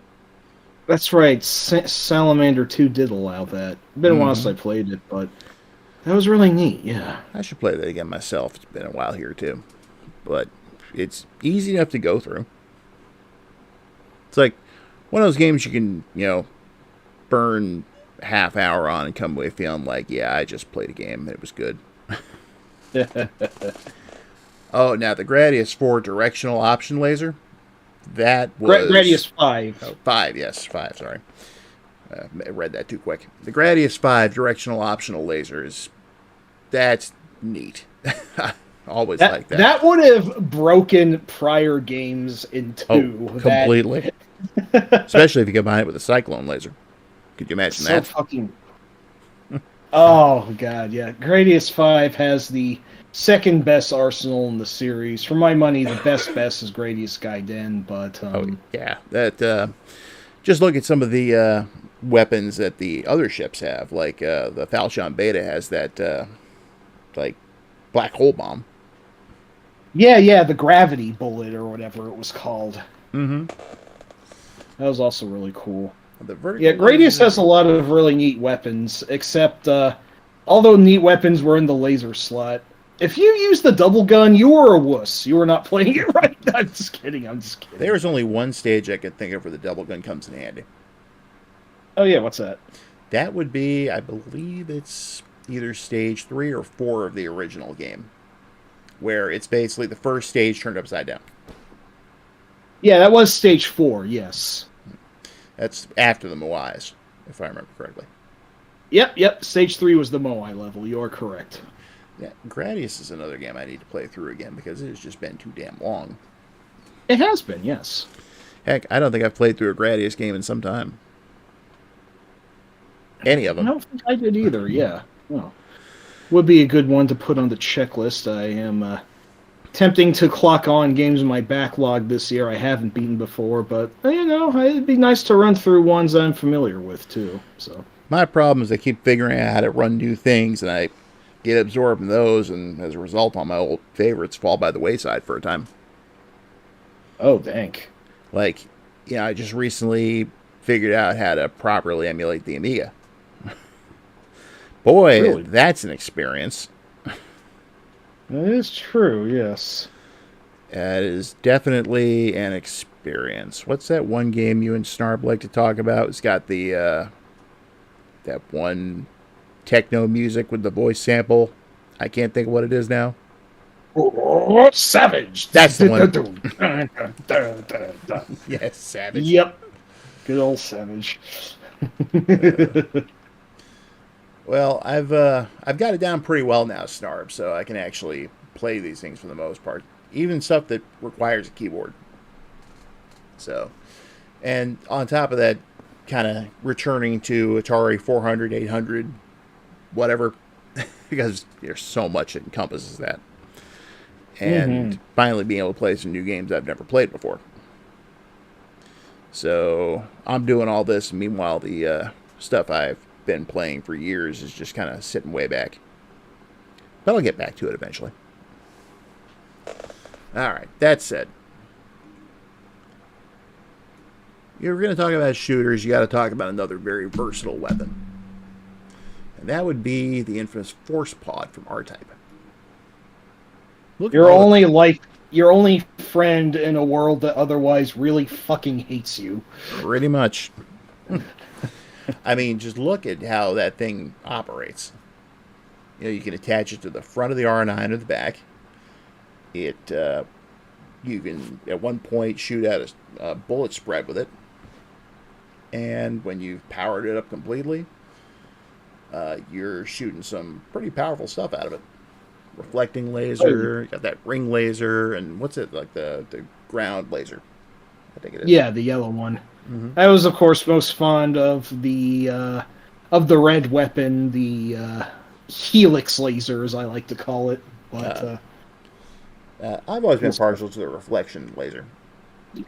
That one's very useful. Really neat how its bouncy physics are very precise. And the fact that the force pod can actually go ahead and deflect bullets can save your ass more than once in that game. Oh yes, definitely. And now we're just talking about the first R-Type here. I mean, the force pod shows up in nearly every R-Type game with the exception of Leo. Yeah, and Leo, the force pods were kind of the bits also at the same time. Interesting. Oh yeah, superior soldiers. That's fucking weird. What's that for? I've never heard of that one. I think it was an arcade-only fighting game, so Interesting. I'm going to have to look that up. many weird fighters that never left the arcades, yes. But yeah, that does remind me of an interesting point with the Force Pod. It's actually a piece of Bido technology that was repurposed by Earth to fight against them. At least that's how the lore goes, as far as I remember. Shades of Macross. I kind of like that. I don't know much about Macross, but I'll take your word for it. Well, this is basically an alien ship crashes on Earth in 1999. Whole world's at war at that point, but they all come together to deal with this possible threat from space. So they take this alien ship and rebuild it into the SDF-1. That makes sense. And then eventually the Zentradi come looking for it. I'm afraid I have some bad news, boys. You're in space. Yeah. Yeah, that's kind of what happened to him.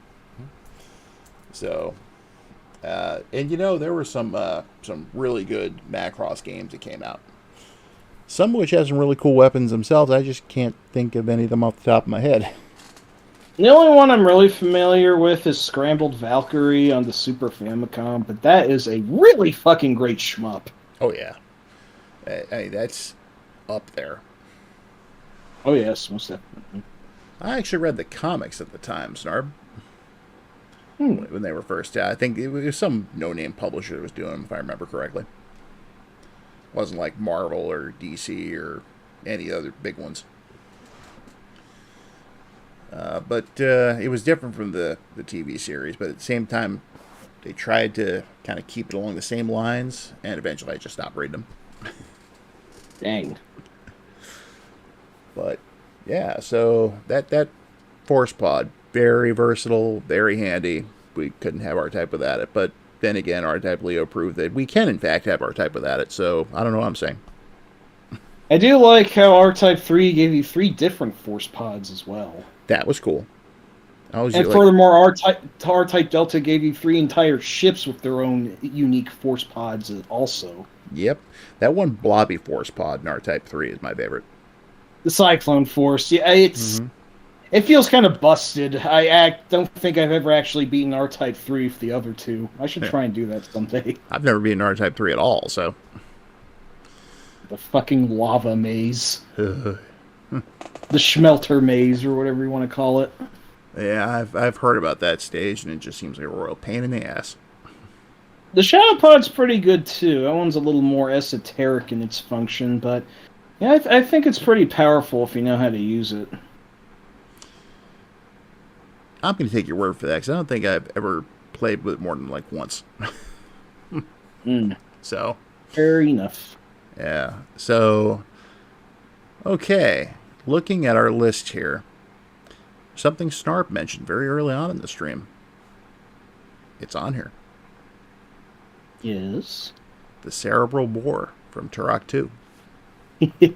This was actually my suggestion, and it's definitely my suggestion. No offense, Rob, but you definitely wouldn't have suggested this one in a million years. Hell no. That was Turok 2 on the N64, right?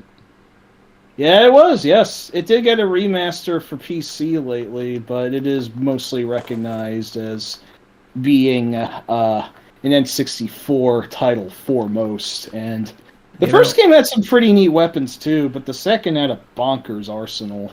Now, here's the thing. I remember watching Bromley play the original Turok when he got his N64 after it came out, obviously. I don't remember much about it, though. So pretty straightforward, more action-focused FPS. It had all these sprawling levels in them, and all sorts of poachers and dinosaurs and other weird creatures wanting to kill you. Yeah. The second game got more fantastical, as it even factored space aliens into the mix, but yeah, it's actually technically a licensed game, I believe, based off of a pulp comic series, if I'm not mistaken. You know, you're correct about that. They rebooted it in the early 90s, which is what that version's based on. That's right, that's right. I guess it was something of a promotional tie-in, but I didn't even realize that at first. I think that almost the games arguably got more popular in the comic series, at least in the circles I ran in anyway. Well, it's kind of like Chikan. Oh yeah, good old... Hey, this is the Snarbu hour all of a sudden. We're talking Turok and we're talking Chikan. Yeah, how the hell did that happen? Anyway, fill us in Snarbu about on this his list? cerebral boar.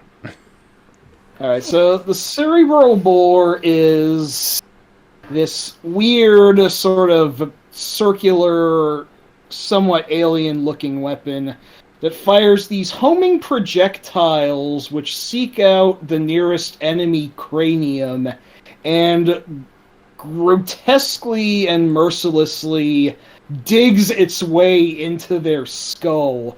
And all these fluids, more fluids than just blood, fly out of their head as it's doing this.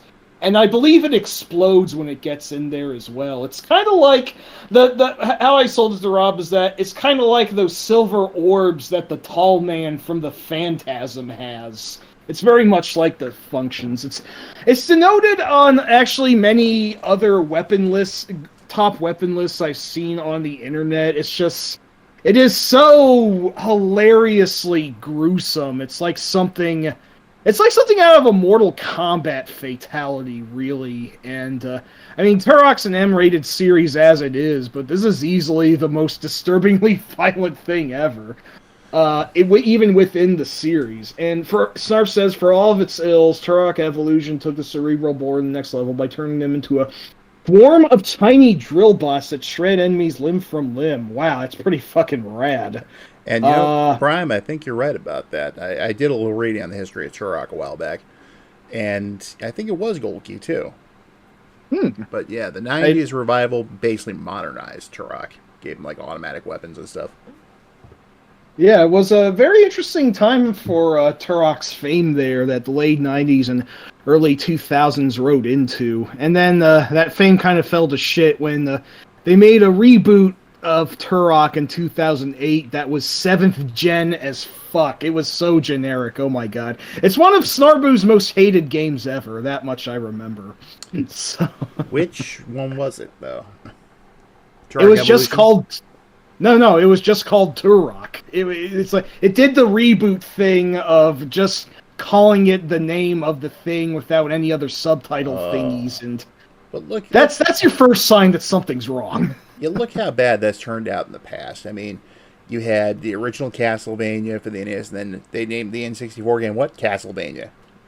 Yeah, I mean, it's easy enough to call that Castlevania 64, at least. I do that, but it's still pretty annoying nonetheless, so... Oh, they reduced the dinosaurs to flare in that game? That's pathetic.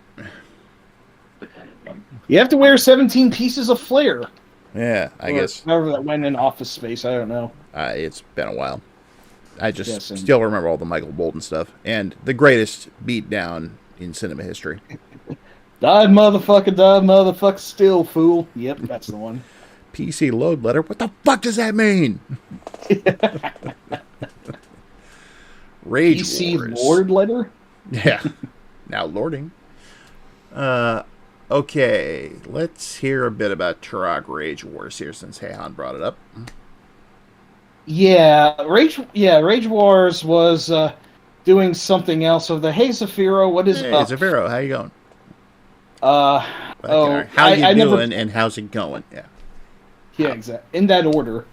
I don't remember much about Rage Wars. I never played it, but I guess it was Turok's developers. I guess Acclaim was their publisher, and at least for a while, Iguana was their developer, and that was...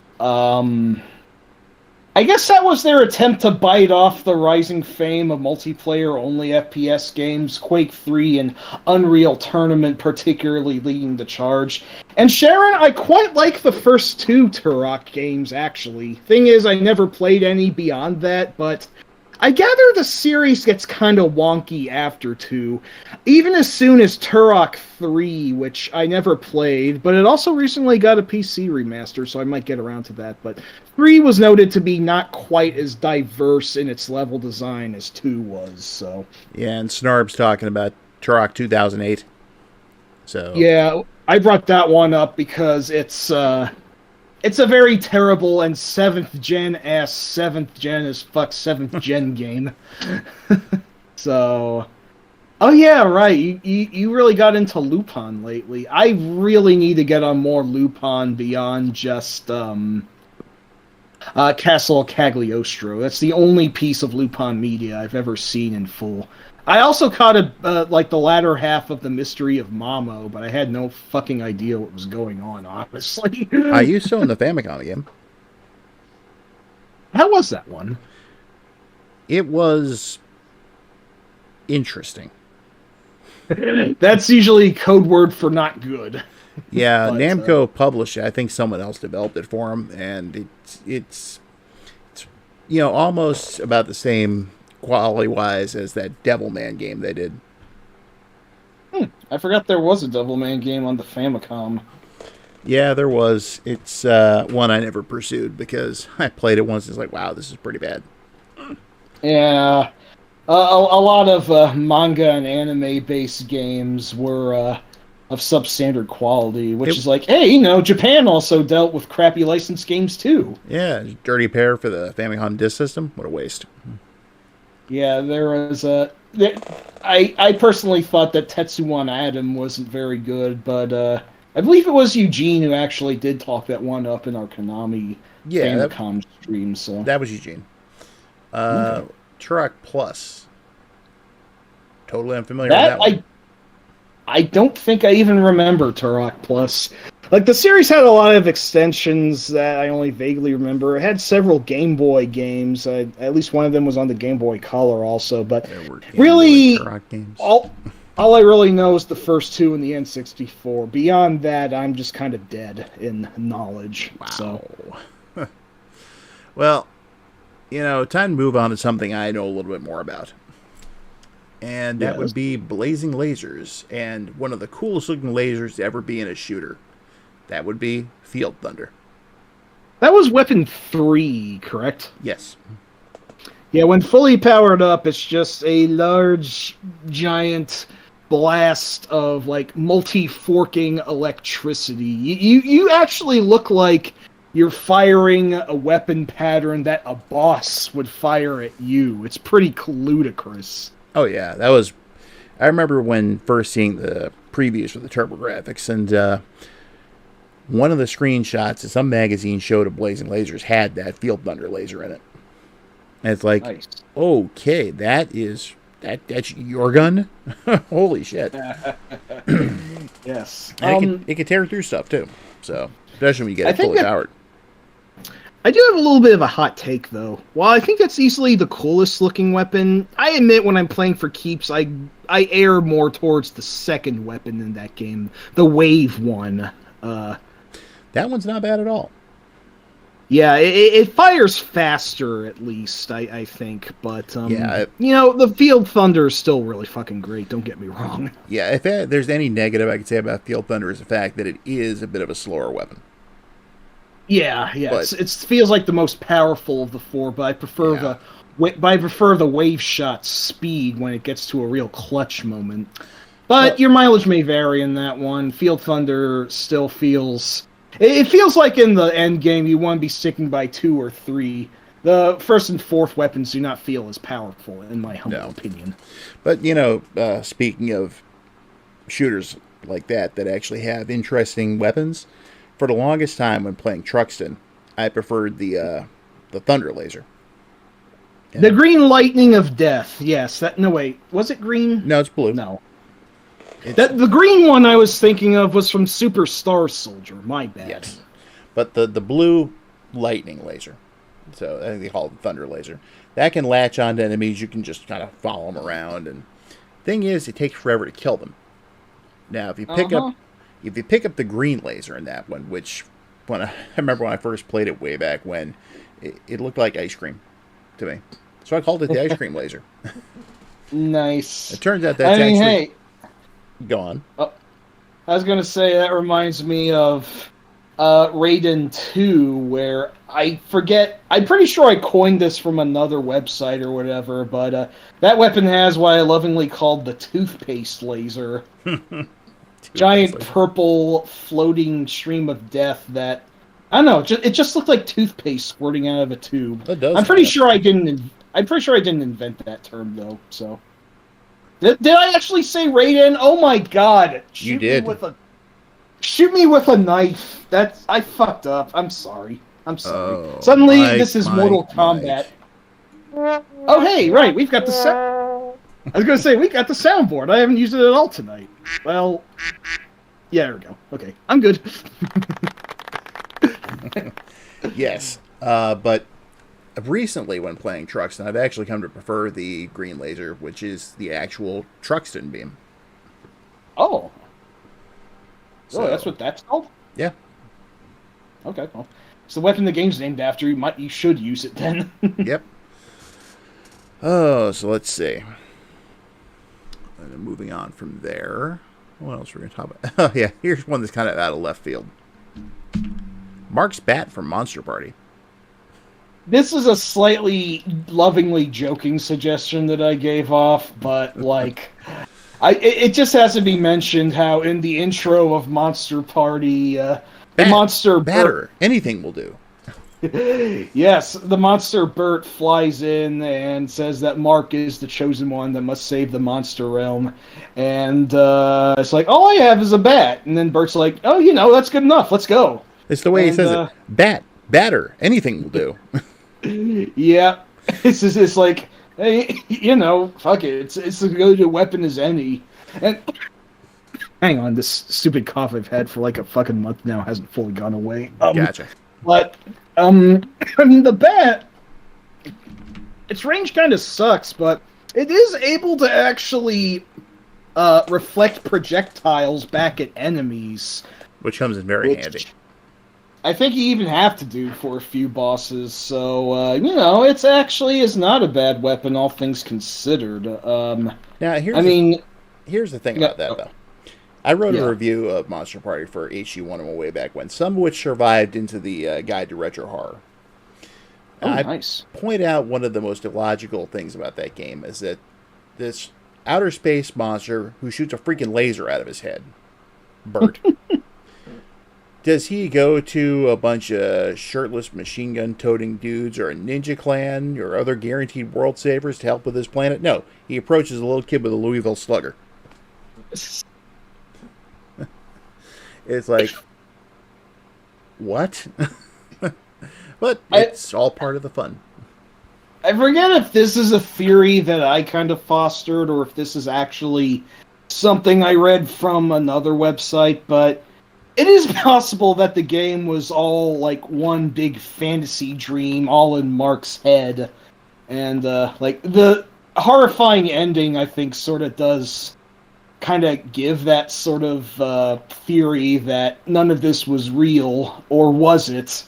Well, when you see, I mean, think about it. Bert's standing in the door when you open it, holding Mark's bat, looking royally pissed off, and it looks like he's ready to beat Mark with his own bat. But he's like, "Hey, want to go again?"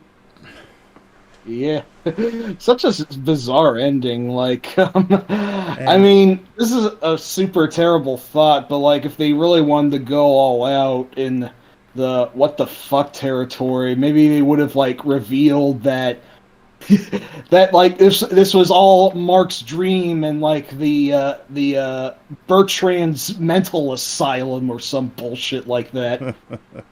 And that would have been too out of pocket. Zavera, I'm pretty sure that the Bert's bat had no relation to Ness's bat in Smash Brothers. You mean Mark's bat? Who did I say? You said Bert's bat. Well, Bert has it at the end. That's the last thing I was thinking of. So, Well, I mean, Martin Burke might even be the same entity for. Did I say Martin Burke? Jesus Christ. Martin Burke. Yeah, that's what we're going to call him from now on. He'll be Mark with wings that shoots a laser out of his nose. Glenn, Mark Bell, and the Killer Dynamo. Exactly. The baseball bat was Mark's wife. Oh, yeah. Fucking goddamn it, Prime. We actually referred to that earlier. I don't know if you were here when we talked about Lament of Innocence, but Or yeah. Bionic Commando. Or that, yeah. My head hurts. Well, yeah, look at what we talked about tonight.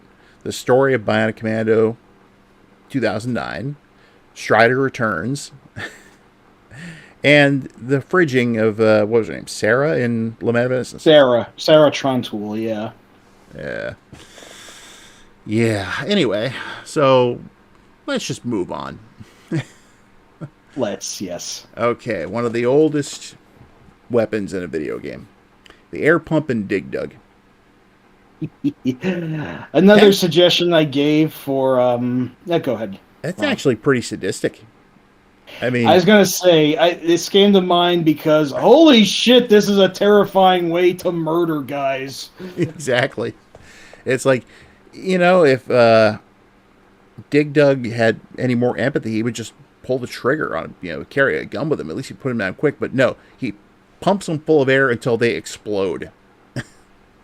It sounds like some bullshit like out of a horror movie. I hate to suggest that this might be like, something that Jigsaw does or whatever. Like he just like pumps air into someone and they balloon up until they just fucking explode everywhere. I don't know. This probably happened in at least one movie. I can't remember what. The most I can think of is what was that? Oh yeah, that's what happened to Yaphet Kotto at the end of Live and Let Die. He, Bond had him ingest some sort of air pellet and kaboom. But, I will say, I do love Dig Dug. I never really got into Mr. Driller, though. Yeah, Mr. Driller's pretty good. I kind of suck at it, though. But, I mean, the thing of it is, yeah, that is true. Mr. Driller is canonically the son of Dig Dug, and, or rather, as his Japanese name is known as Taiso Hori.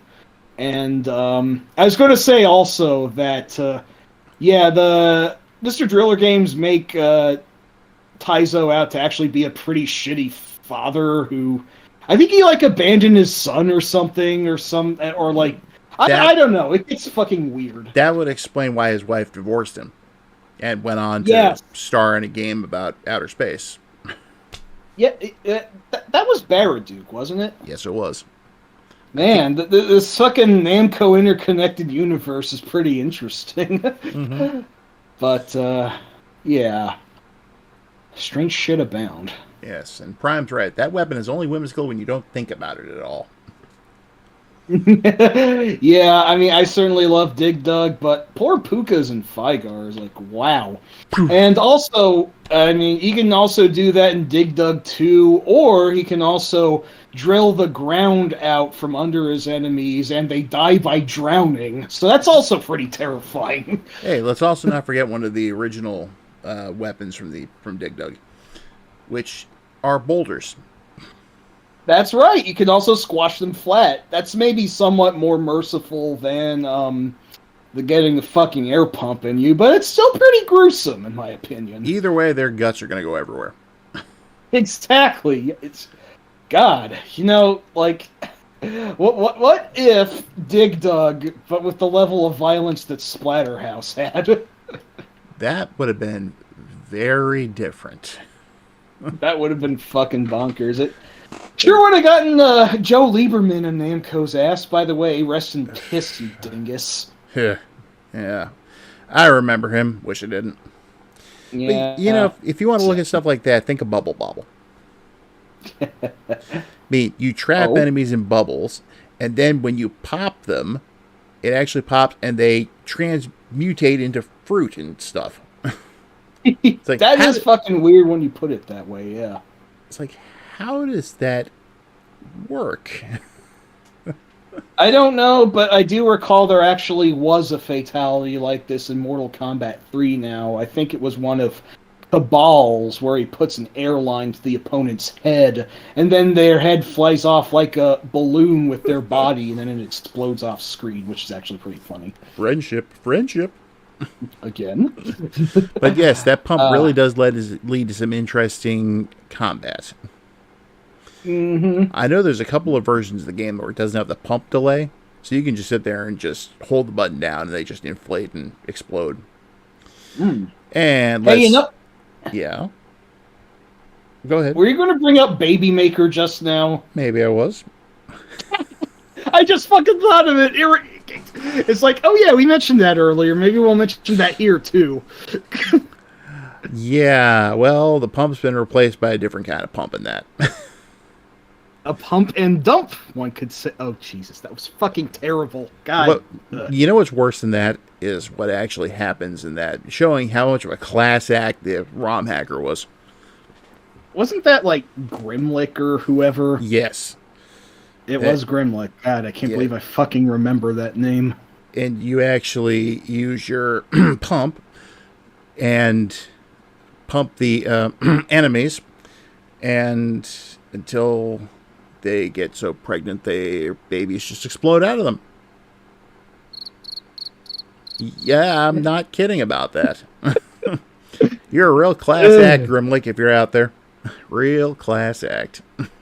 The halcyon days of 2000s ROM hacking, where like they made Mario a Klansman or some fucking terrible bullshit like that. Just look up my mockery. Can you link that site?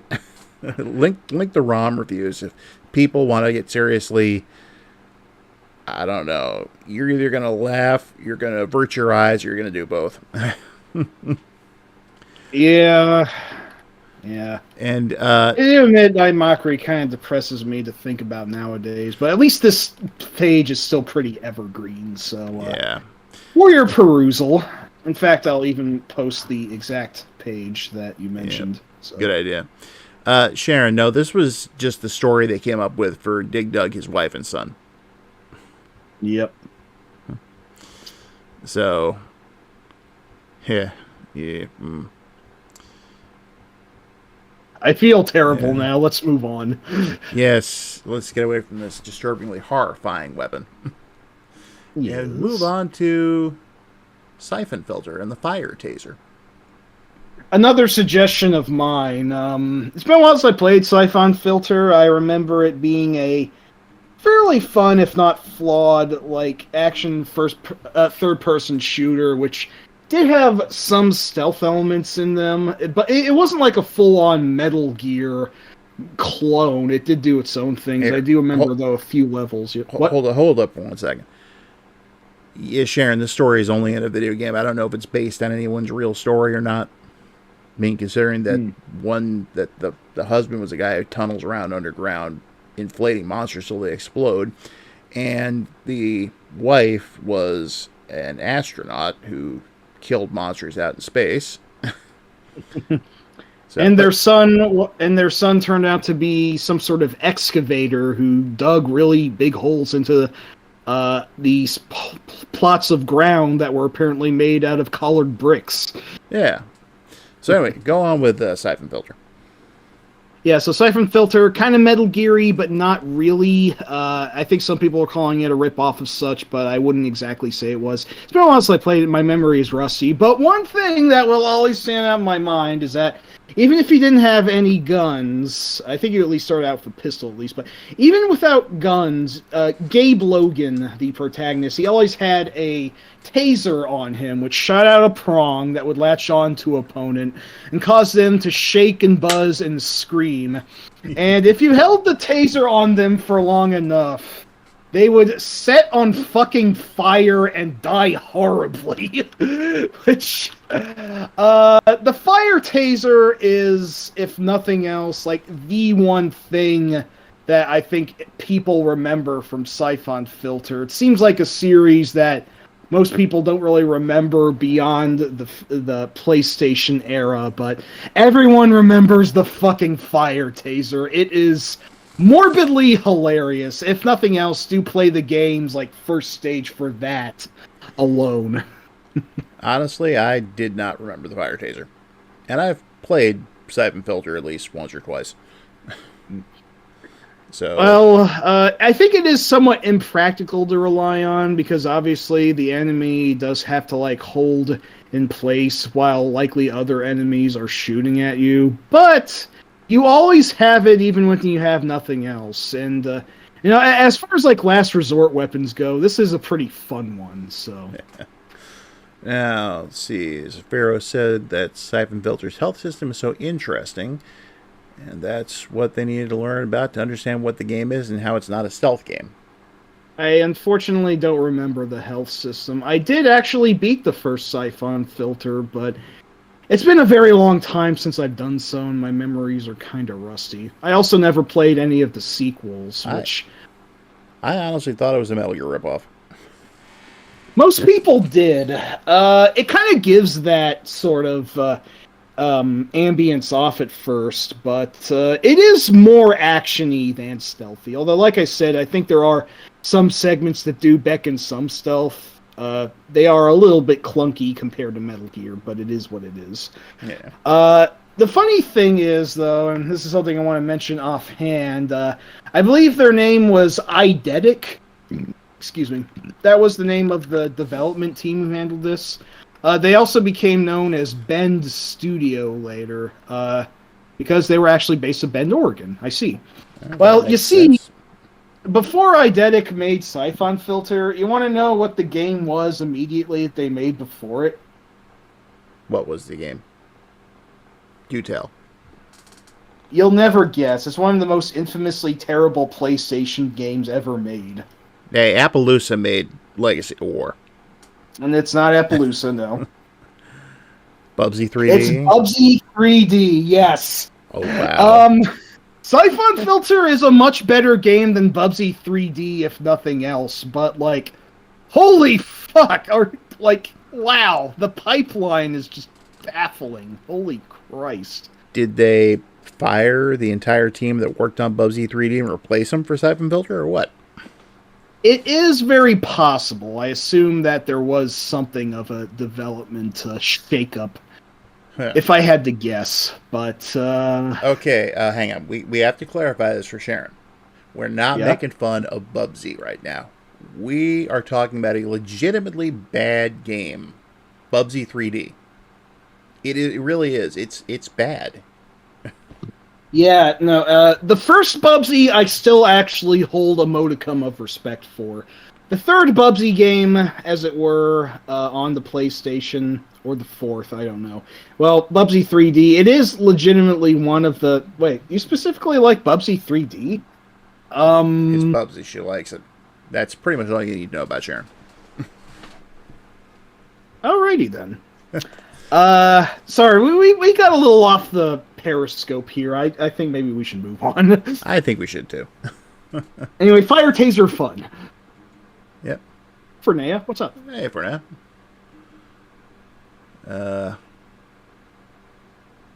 I'm not even sure I want to know what its merits are, so we should probably just move on.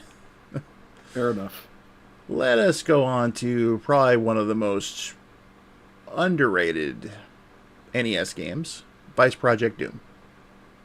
I fucking love Vice Project Doom. I will or Gun Deck, as it's also known as in Japan. I will champion this one every chance I get. It is basically a sort of Ninja Gaiden-like, but it's futuristic and perhaps even weirder. And it's just such a fun, frenetic action game. And yes, Fernea, the subject is on video game weapons that we find cool, whether or not they're well known. Some of them are. Some of them are a little more obscure. Like I talked about the rattle from Oopa Oopa, for example. Oopa Oopa. Yep. Sounds like you're talking about Oopa Oopa. Biomiracle Bokate Oopa. My bad. I don't know why I wanted to... Anyway. Maybe you wanted to talk about the 16-ton bomb that you have in Fantasy Zone. I don't know. That is a good one, yes. Hard to aim, but it can murder the final boss if you can time it just right. That's true. But yeah, so Vice Project Doom, great game. And for the longest time was seriously overlooked. Oh, yes. But the cool thing about that is when you're on foot as Conrad, you get a laser whip. Conrad? You mean Quinn Hart. Who did I call him? Conrad. I believe that was the name of the hero from Flashback. Conrad Hart, Quinn Hart. Yeah, that makes sense why I would call him Conrad. Oh, they're both hearts. You know what? Good point. Yep.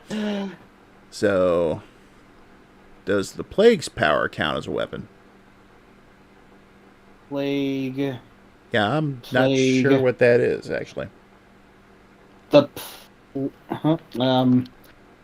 Ford, you'll have to elaborate on that one. I'm not sure. Sorry for me. Most of. Sorry, that's not. That does sound cool, though. I will give you that, but unfortunately, Dead by Daylight is not mentioned here. That's a little bit too out of pocket for our knowledge. So yeah, sorry. Sounds pretty cool, though. That does, yes. But yes, the laser whip is Quinn's. I guess like Vice assigned weapon or whatever fucking organization he works for in VPD, and like, wow, they get free laser whips? Holy shit, sign me up for this crap. And the interesting thing about that is, unlike your regular whip you might see in a game, it doesn't shoot straight out in front of you. It actually comes down at an angle. And it's almost like a sword in a way. Yeah, sort of weird whip sword hybrid. Maybe it's like, oh man, it's I don't know. I'm not sure what much I can say on it, but like it's just a really neat thing, and like I guess it's the second whip we're mentioning. It's certainly not as famous a whip as the Vampire Killer, but it is nonetheless a very cool thing to exist in its own merits. You also do get a gun and grenades, but correct my memory. Can you actually use the whip while you're moving, or do you have to stop? No, I think you can. Because I seem to remember ducking with Quinn and running back and forth while whipping at the same time. That does sound familiar. You know what? Let me just look up a clip quickly. I think you can slash with it while you're moving. I forget if there's any pause.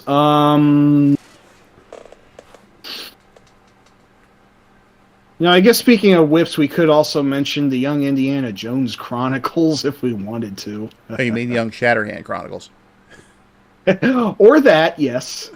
Okay, well, I know that you could actually run while crouching, but it doesn't seem that you can...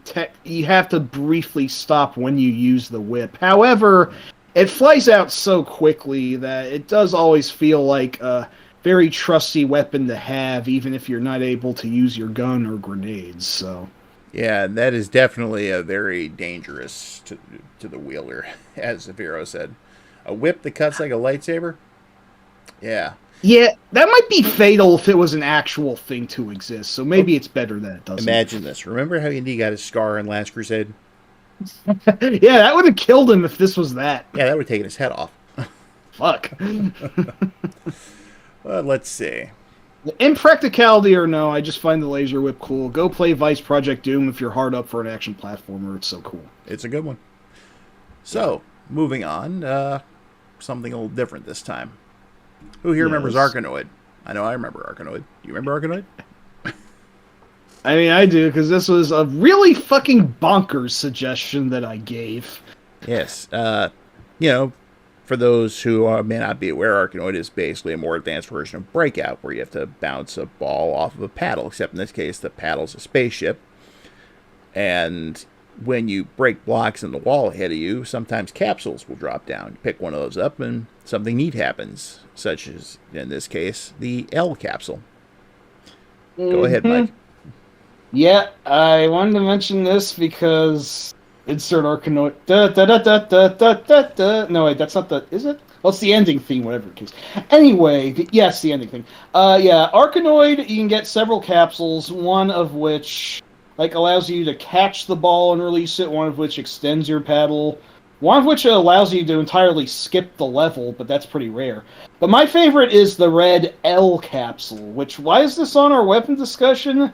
Because it transforms your paddle ship, the Bouse, as I believe it's called, depending on the translation. It transforms it physically, and it becomes an actual like shmup ship that can fire lasers that destroy the blocks above you. It's like you still have to worry about keeping the ball in play, but like you are able to end the stage potentially very quickly. And hey, Chibi, what is up? Yes, welcome to the stream. You can end the stage very quickly if the stage, is at least built to handle it. Again, you got to keep the ball in play, but it's so fun to just, like, destroy the fucking level. Like, you're just breaking the rules at this point. You're combining one genre with another and tearing the blocks down manually. It's really fun and hilarious. And Zafiro, you're close. That's actually Alleyway on Game Boy. Yeah, Alleyway. Yeah, I remember that one being pretty good. Not quite as advanced as Arkanoid, but I thought it was pretty neat for what it was. Unfortunately, the laser capsule does have the restriction of not being able to destroy those fucking invincible gold bricks. Yeah, some chips gotta fall. So, depending on the stage you're on, the L capsule can actually be almost or completely worthless. So, I guess it would break the game if it was able to destroy those also. But, alas, though it is, when it does work, it is really fucking cool. And yeah, Chibi, I do think that Arkanoid probably is arguably the best Breakout game ever made, and anything else that tried to do what it is didn't quite hit the mark exactly. Yeah. But I suck at Arkanoid nonetheless, so it is what it is. I just like getting the laser because it almost feels more like a game genre that I'm more familiar with. But yeah. Yeah. I like Arkanoid for what it is. I was never too big on Breakout or Super Breakout or the earlier ones, and the Arkanoid's mainly the one Breakout type game I was stuck with. Yeah. So, but yes, L capsule is fun. Oh yes.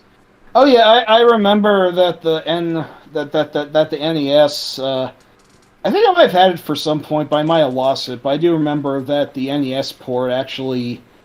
I'm not sure if it came with the game, but I know that somebody made like a paddle controller that was specifically to be used for that game, which actually made it a lot more. It did? Yes, it was packaged with the game. It was packaged. Excellent. And so, on yeah, top I didn't of that, no, you didn't hallucinate. It's also worth a bit of money these days. Oh, shit. Well, if I do have it, maybe I better go rummage for it. Yeah, you should, and then send it to me. Okay, Rob. All right. Let's see. The railgun from Helldivers. Helldivers? I'm not familiar with that one. I've yet to play Helldivers or its currently very popular sequel, but railguns do tend to be really rad in any game they're in. The one I'm most familiar with is the Quake 2 railgun, which just fires like a supersonic uranium slug that penetrates the several Strogs in a row and does great damage and is a really fantastic sniper weapon. So, and Chibi, I'm with you on Arkanoid too. That's quite a bit better than the original. Yeah, it is really too bad we didn't get to. It is a bit of a harder game than the original, but I do like how it allows you to like choose between what level you want to pick next. Although I am quite fond of the SNES game Do It Again, I will say. Oh, we've actually been going for a little over 2 hours, Chibi, now, and that was the first main big one we talked about. Yep. We're definitely not forgetting the spread gun.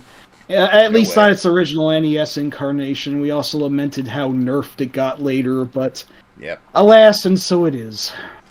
Yep, but we're actually approaching the end of our original list right now. Let's see. Just to catch everyone up on what we covered so far. Started with a couple honorable mentions. There was the Swordsman Adventure and then the Yo-Yo from Goonies 2. Then we did the Spread Gun, the Vampire Killer, the Chrysogrim from Symphony of the Night.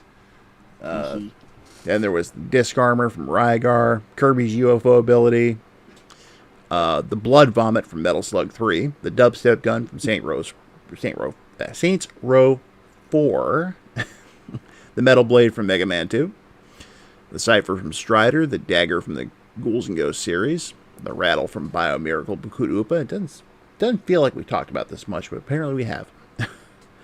And Yes. the Cyclone Laser from Life Force, the Force Pod from R-Type, the Cerebral Roar from Turok 2, the Field Thunder from Blazing Lasers, Mark's Bat from Monster Party, the Air Pump from Dig Dug, the Fire Taser from Siphon Filter, and the Laser Whip from Vice Project Doom. Mm-hmm. So, Man, that's a lot. Holy shit. It doesn't really seem like a lot until you just lay it out like that. yep, a Chibi UFO from Kirby. Uh-huh. Mm-hmm. This is adorable. So, moving along, there's a hidden weapon in a game that you can only get if you have a certain amount of points at the end of the first stage. And that would be in Assault Suit Vulcan, aka Cybernator. That's the napalm gun. Yep, I definitely wanted to mention this one because I don't know if it counts as cheating, but most of the time that I play Assault Suits Vulcan, I usually tend to go for the napalm because it is such an early advantage of a weapon, and it does actually carry itself pretty well to the end. You In my can tear opinion, stuff. You can just tear through everything with that napalm. yeah, nothing gets quite as powerful as it until like the laser weapon that you get later in the game, but it is a bit of a hefty advantage. It might arguably be easy mode, but it's just so fun launching exploding just these giant bombs at enemies that like fuck it. If I want to play the game, it's a fucking hard game. If I want to play the game this way, then let me. Yeah. That's interesting to know about that railgun there, Fornea. That does sound pretty cool. You Yes. have to have it set on unsafe. I'll probably have to get Helldivers 2 at some point. It just seems like such a giant zeitgeist, and I haven't had a good multiplayer game to go on in a while, but we'll see.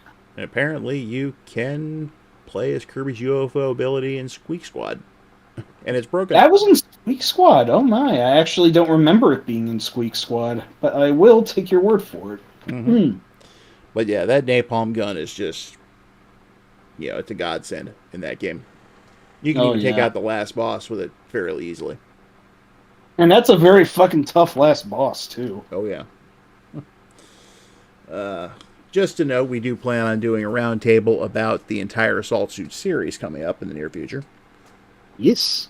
And that's going to be fun because Targeter, a.k.a. Assault Suit Lanos, was the first game in the series, also the first one I played because it was a budget title for the Genesis, and it was $20 brand new. I didn't care what kind of game it was, I was picking it up. Luckily, it ended up being a really fucking good one. So. Oh, yes. Hey, I actually have an offhand question. You don't mind talking shop for a bit? What's that? Are we going to mention Ranger X in that round table? Well, it's not part of the series. I kind of want to stay away from talking too much about games that aren't in the series. I'd rather save that for something else. You know what? Fair. So Ranger X, however, is a fucking awesome game. So yes, and any game where you can play as a robot who can drive on a one-wheeled motorcycle and shoot things is great. Oh, yes. Underground favorite that I highly recommend. But yeah, we digress. So, yes, and that laser, that is really cool. And I love how some of the boss background at stage 2, where you're actually looking down those hangar tunnels, that was such an impressive effect. Oh, man. Yeah, Ranger X really pushed the fucking edges of of the Genesis graphical capability. I don't remember what year it was, but That was like 92, 93, something like that. Maybe 93. God, that's really amazing. They were right up there with Treasure. Yeah, no kidding. I almost wish it was a pre-Sonic game so I could brag about it like Musha, but I guess that would have been a little impossible. Yeah. Anyway, we're coming down to the end here, so let's go ahead and tackle this next one. Speaking of the Genesis, Streets of Rage. I love the original Streets of Rage. I'm a big fan. I mean, Yeah. Rage 2 is great, don't get me wrong. And even Rage 3 has its moments. But there's just something about the original Streets of Rage. It just has that kind of Revenge of Shinobi, E-SWAT kind of look and feeling to it. And out of all the weapons you can pick up in that game, one of the most unexpected is the Pepper Shaker. But it's not really a weapon, it just kind of, makes your enemy sneeze. Now, the weapon I'm thinking of in particular would be the beer bottle. How often do you see that in a brawler where you can actually pick up a beer bottle, shatter it over some dude's head, and then stab him with it? I am really surprised that a weapon like that isn't in more beat-em-ups. In fact, I'm surprised and disappointed it didn't make it to the later Streets of Rage games either. Yeah. Well, But you're not alone, Prime. Most people favor 2. Wait. You are saying that 2 is the best one, right? I believe he is, yes. Okay. Because I can never keep track of the little, greater than, less than signs. I know that some people also really like 3, although that is also primarily on the strength of its easier Japanese version. I do think all 3 of them have merits, and Absolutely. that also Streets of 4 is actually really fucking good, and in my opinion, quite worthy of the SOR name. But I haven't played that one yet. if you can, I highly recommend it. I'd like to. I just thought, I think it might arguably be a contender for possibly being the greatest beat 'em up in the 21st century, but yeah, Heihan advocates for it as well. Yeah. Sadly, the beer bottle does not come up in it also. That seems to be something that's completely unique to... Oh, hey, yeah, Golden Axe. Have we mentioned Golden Axe in any stream before? I think we may have talked about it briefly in the Genesis stream. Well, maybe we can find an opportunity for it at some point. But... Well, I will bring up one piece of magic that I really like from Golden Axe, since that's technically a weapon. Yeah, go for it. It is not the dragon that Tyrus Flare has. No, I thought that was the one you mentioned, but go ahead. The one I'm thinking of particularly is the Fire Ghost. Fire Ghost. Yeah. It's like, I think it's about halfway up her power scale. So when you use it, you get these 2 little flaming specters with, skull heads that come out, they fly around, all of a sudden this giant one flies down. Yeah. See, Prime knows what I'm talking about. Wow, I actually don't remember this. I'm going to have to look up Golden Axe magic now. Golden Axe series, all magic attacks. Perfect. God, there's a video for everything. Yeah, I actually quite like Golden Axe 3. It's, I think it gets unfairly shit on, personally. Yeah, it's not as polished as the first game, or even the second game, but it is still got some cool stuff in there. I can't say I'm a huge fan of it, but I like the Panther Man. I'll give it that. Panther Man. Yes, Sharon, the Fire Ghost. See, so Chibi and I are not alone in our liking of Golden Axe 3. Was the Fire Ghost from Golden Axe 2? Because I'm not sure I'm seeing this graphic in 3. No, it's only in 1. The shit? The arcade version or the console version? Yep, both of them. Oh, I think this is it. Oh, hey, no, that's pretty neat. All right. Yeah, that Fire Ghost is awesome. Oh, I did want to mention, however, in Golden Axe Revenge of Death Adder, where, what do you call him? Sternblade, I think? That's the Axe Battler substitute. He, I think you're right. He summons a gigantic blast of super death that fucking burns all enemies to cinders, and you see a unlucky soldier's face just becoming a charred corpse right in front of you. Holy Christ. Yeah. And the power character, Goa, he has a similar super death spell where a giant skull actually descends and blasts corpse breath that turns everyone into stone, which then shatters. You also get a soldier close up doing that. Horrified look in their face as they become stone soldiers that then just right afterwards. So, But you know what Golden Axe 3 really made me think of? oh, what's that? The Schwarzenegger Conan movies. Oh yes, no, that is very much what they're likely most directly based on. At least that '80s burst of hard, violent fantasy that Conan really ushered in. That one specifically made me think of the Conan movies. There's something about the way it was set up. Like the different like little decorations of like the horned skulls and stuff that you'd see on staffs and things like that. I can see that. But yeah, anyway, I like all three of them.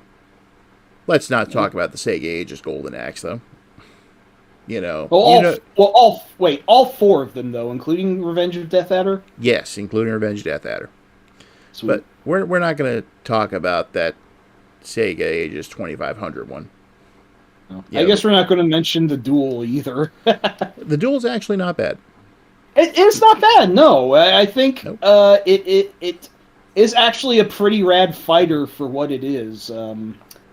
Although, as far as beat 'em up to fighting game transitions go, it is much better than fucking goddamn Double Dragon 5. That game is toilet pudding.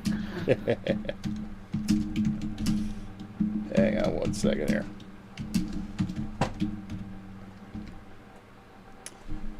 Anyway, go on about the toilet pudding. No.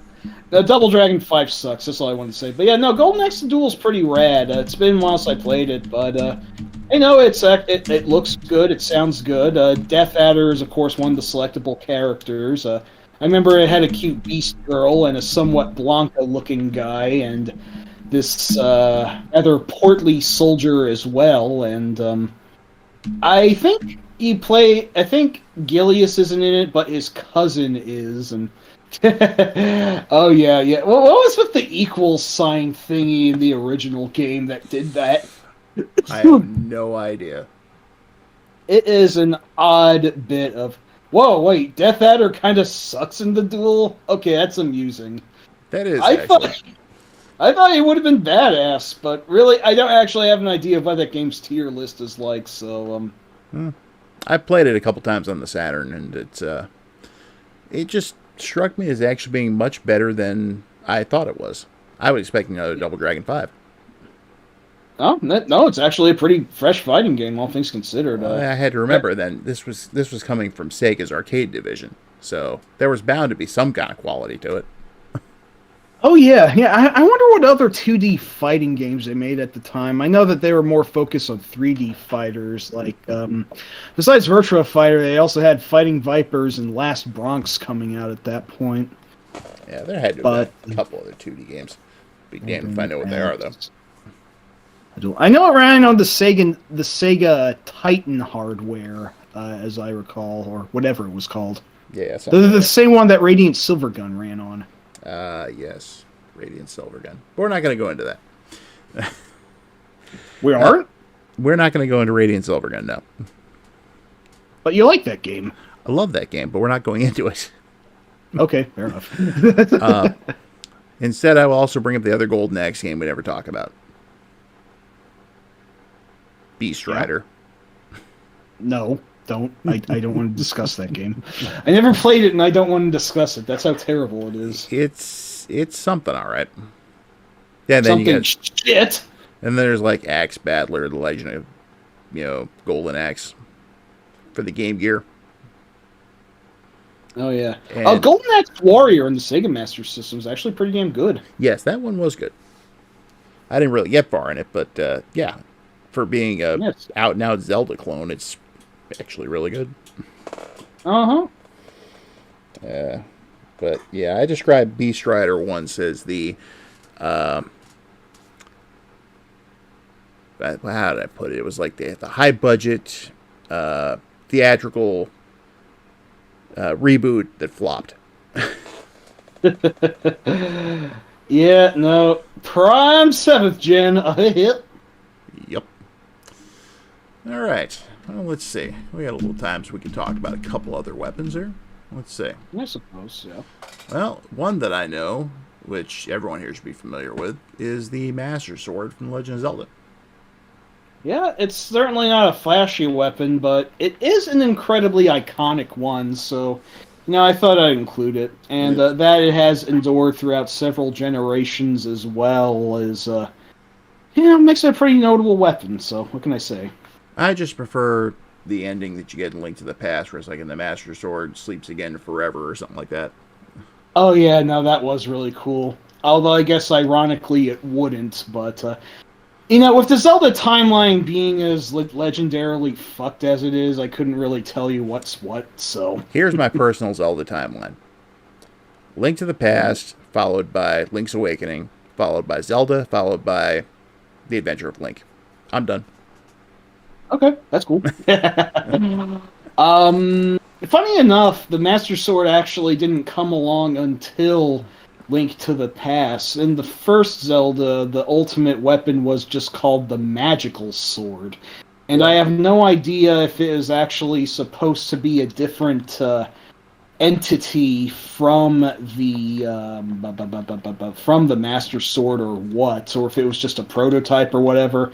I don't know, but it is the Master Sword as it is, though.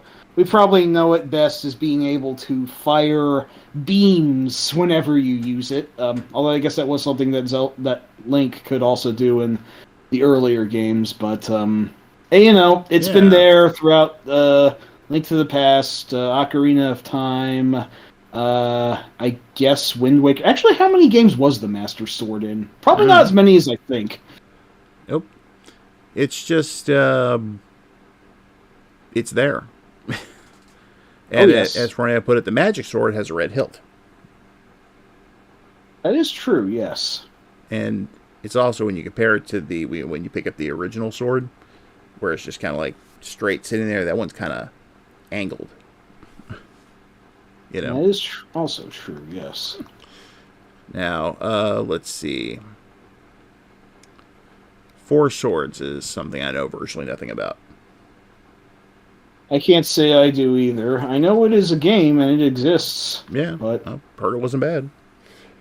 But that was long past my time. Alas, yes. Yeah. Like I said, after Link's Awakening, I pretty much stopped because that was the last Zelda game released before I never bought another Nintendo console again. Mm-hmm. I mean, I played through it on my Super Game Boy, if that tells you anything. Mm. The Super Game Boy that I no longer have, that went in the Great Crash, but some chips gotta fall. Yep. So, but yeah, Master Sword, it's there. And it's been too long since I've played Link to the Past, so way too long. Yeah, same. All right. Here. I'm going to let you take point on this one. I know of it. I may have even used it once. Maybe. Kind of. Maybe. I don't know. But I know you have. Can I sum it up for you in 3 letters and a number? BFG 9000. Mm-hmm. Yeah, Heihan mentioned the super shotgun earlier, but this is the Doom weapon that I wanted to talk about because, it's the big fucking gun, as it were, and I just wanted to be juvenile and mention it for that. Fires a gigantic green ball of super plasma death, and in the original Doom, I don't think you could actually find it until the 3rd episode. You do get it quite a bit earlier in Doom 2, but hogs 40 cells per shot, but if you fire the thing right, you'll be able to kill multiple enemies in one shot, or fell gigantic monsters in just a few. In fact, the Spider Mastermind, being as wide as he is, if you fire a BFG ball point blank, that'll topple a Spider Mastermind instantly. It's a lot harder to do that for cyber demons. In fact, I think it's impossible. But like, the science behind how the BFG projectile works is really fucking weird, and like, I think Decino did a video about how it works, but it's very strange. It shoots multiple invisible projectiles when the ball hits a target, and it's just so strange. But it is like I just find it an iconic weapon for defining, like, the ultimate mega nuke that only needs to get whipped out whenever shit gets really serious in Doom. Although, the way that some more aggressive mappers designed their Doom maps, you think that, like, the BFG is the only weapon that works against legions of enemies, so... Yeah, total mess of a weapon. It's very strange, but... I mean, Doom does have, like, the staple sort of the most iconic FPS arsenal ever, but, like, the BFG is just the weapon that sticks out to me because it looks weird, it acts weird, it's really strong, it has fucking in the name. A later game called it, like, the Bio Force Gun 9000, but I think that's Bowdlerization, so, take that as you will. The most I remember about the BFG was the fact that I once tried to make a parody of the book The BFG and, sub in all this Doom stuff. Wow. Okay, that's pretty amazing. Yeah, I never got very far with it at the time. This was ages ago. Yeah. No, I totally understand that. Yeah. But I think I may have used it in the game once. Maybe I enabled it with a cheat or something just to try it. Maybe. I honestly couldn't tell you. My experience with Doom is basically limited to the 32X port. That makes sense. Which, as I understand, is not a very good port. No, but, they did make that even better version of it, which really impresses me that someone actually took the trouble to do that. Someone wanted a good version of Doom for the 32X, so there you go. Yeah. They put a lot of work into that. And the Doom modding community is insane, and that it even extended to that extent is, like, double crazy to me. But hey, fuck, go for it. Yeah, it worked though. That's the important thing. Oh yes, definitely. So, all that said, what other weapons are we gonna? Yes, it's all toilet sounds. Mother of God. All right, let's see here. What do we got now? All right, let's just talk about the Gunblade. Because I love how that thing looks.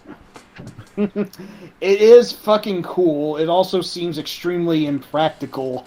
The Gunblade is Squall Leonhardt's weapon, Mr. Whatever himself from Final Fantasy VIII, the secret best Final Fantasy. Maybe not ever, but at least on the PS1, that's my opinion.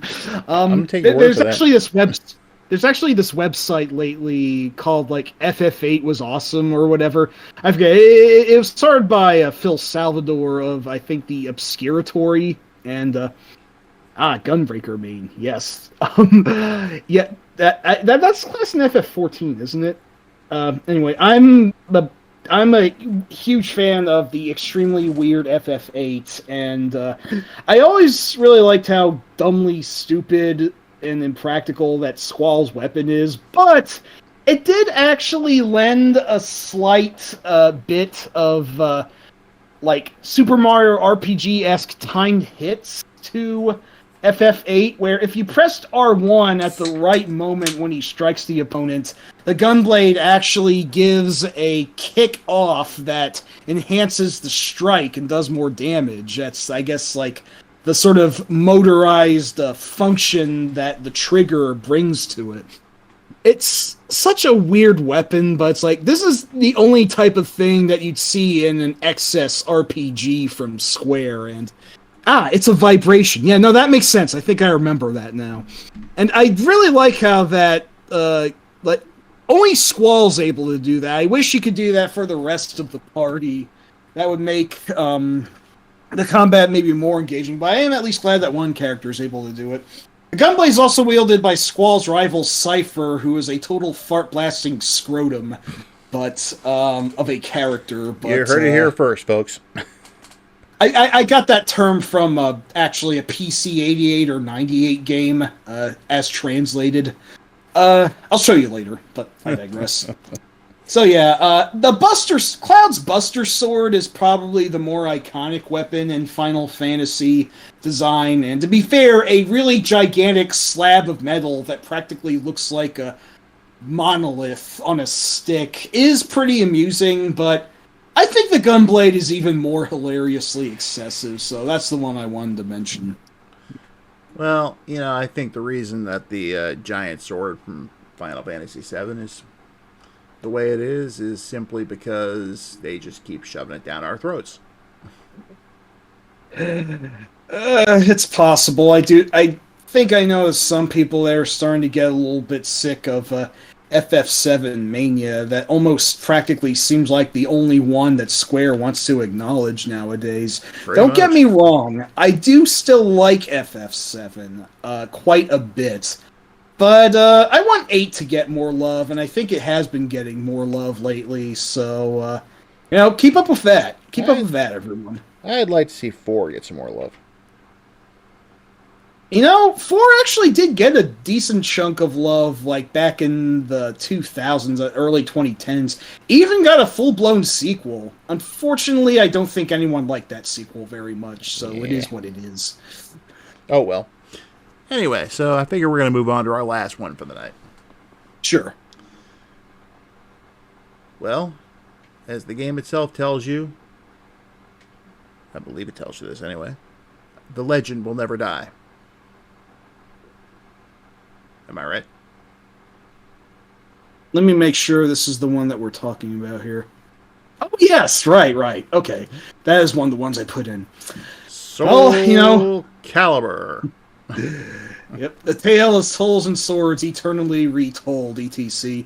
Of course, we're talking about the original title sword of the series, the Soul Edge. And the series would have continued to have been called Soul Edge if that Tim Langdell fuckstick didn't mercilessly copyright troll everyone over the use of the word edge. Yeah. What an absolute scumfuck. Like, what the Christ? Seriously. Sorry, Fornea, though. Guardian Legend would have been good to talk about, but I can't think of any weapon in particular which would be worth mentioning. They're all just variations on guns. And, I've never finished the game, so I'm not sure how many different ones there are. It has been a really long time since I've beaten that one, but yes. Yeah, that was the reason they had to change the name from Soul Edge to Soul Calibur? Unfortunately, yeah. Fucking asswipe. Serious. Absolute goon. Goon, I say. Yeah. But Yeah. At any rate, though, Soul Calibur doesn't roll off the tongue quite as well, in my opinion, but it's come on. what Look the at the way the announcer says it. Soul Calibur. It is pretty neat. I don't know if this is what they originally planned, but the Soul Calibur actually did eventually become the name of kind of like the Soul Edge's like good counterpart. Except that the Soul Calibur was also evil in some way, apparently, or I don't know. Soul Calibur lore is by and far lost on me. I don't really fucking know where it goes for the most part, but it's interesting. At any rate, though, the Soul Edge that we wanted to mention actually takes many forms. It's one of those like Dracula's castle. It's like a creature of chaos, and it takes various different forms to suit the use of its current user. It in fact debuted in the first game, just called Soul Edge, as Cervantes' twin swords. But the form that everyone most knows the Soul Edge to be, it would be in the possession of Nightmare, formerly Siegfried. And that's as a giant, honking, fucking, big-ass blade with an active blinking eye in the middle of it. You see that thing instantly, you know what game we're talking about. It is a really memorable design, in my opinion. So, It's a pretty cool looking sword. Yeah, and Nightmare's one of my favorite characters to play as. You just feel the raw fucking power when you're playing as him. So, Yeah, see, you know. I usually play either Taki or Shangshua. So, Also great characters. Yeah, Nightmare and Cervantes were my favorites. I also did really like Voldo a lot, even though I acknowledge he's pretty hard to practically play. Captain Bondage himself, as I think my brother called him at some point. But yeah, so... Well, Heihan agrees with you there. Voldo for him. Them. Voldo good. Voldo. Yes. So, anyway... Yeah, so that's the Soul Edge in a nutshell. Or the Soul... whatever. Yeah. The giant blinky eyeball sword. It is the Soul Edge no matter what. Like I said, the Soul Calibur, I guess, is his good counterpart, but I guess that really didn't become a thing until like the third or fourth game. I don't know. Again, lore, whatever, but it's a cool fucking weapon, and it's it's staring weapon that stares back at you is just sort of a very memorable, I think, catch that just kind of sums up the game overall. It's kind of what I think of immediately when I think of that series. So, you know, speaking of catch, it's like trying to have fish where they can cut the head off. fish heads, roly-poly fish. Okay, I'll shut up. All right, so before we're done for the night, I do want to toss out one final honorable mention. And I was inspired by looking at our background here. How many games do you use your hair to kill enemies? The only one I could think of, and that would be Kabuki Quantum Fighter. Good choice. Very good choice. Yep. Yeah. I want to say, actually, that reminds me, Bayonetta can actually use her hair to kill enemies as well, but I'm not sure how much you know about Bayonetta, so I'm not sure how much I should get into it. I actually have the first game, but I barely made a dent in it. Oh, you can also use it in Mystical Fighter. That's right. I remember that was a game. I don't remember much from it, but it existed. Apparently, Kabukis can use their hair as weapons. Look at the final boss for Revenge of Shinobi. Zed, or Neo Zed. Yep, he wants to eat puppies on wheat bread with a side of mayo. Yep. He freaking throws his hair at you. And it comes off his head. Yep. And then goes back to him like it's a goddamn boomerang. Crazy. Very, very funny final boss for someone who's trying to fucking murder your girlfriend. With a giant stone slab at that. Yeah. Very snidely whiplash behavior. Yep. Might as well just hire a set of train tracks. Then he can twirl his hair with one hand, Literally flipping it exactly from. Yep. Yeah, all Bayo specials have her use her hair to, summon gigantic boots or, put the enemies on torture racks and snap their spines off or something like that. It's delicious excess, and I do fucking love it. I kind of want to play this a little more now. Oh, Bayonetta's fantastic. I really love the second game in particular, but the first one's great too. I was personally a little less enamored of the third, but I am at least glad we got it, so I digress. I do know about the various Sega homages in that, like the Space Harrier. Oh, yeah, Space Harrier, and I think either Outrun or Hang On got one, if I'm not mistaken. Neat. It's been a while since I played. My memory's a little rusty. Yeah. Well, I think that's going to do it for the weapons. Sure, there's a whole bunch more we could have mentioned, but we're going on 3 hours here, so... Well, I mean, there is one more that I could mention that might get us, thrown out by the gallery here, but... go on, Mike. Do go on. Well, I think that Sonic Spinball's options music is the most offensive weapon I've ever heard in a video game. It's a sonic assault on the ears, and, yeah... Oh, Sonic Assault! Wow, how? Fuck, I didn't even intend that. I'll be damned. It's terrible, isn't it? Exactly. Some people actually like that music, I know. It's, we just wanted to throw that in there to be, cheeky, but, I can see its merits, so, if people like it, I'm not going to argue with that. So, yeah. Anyway.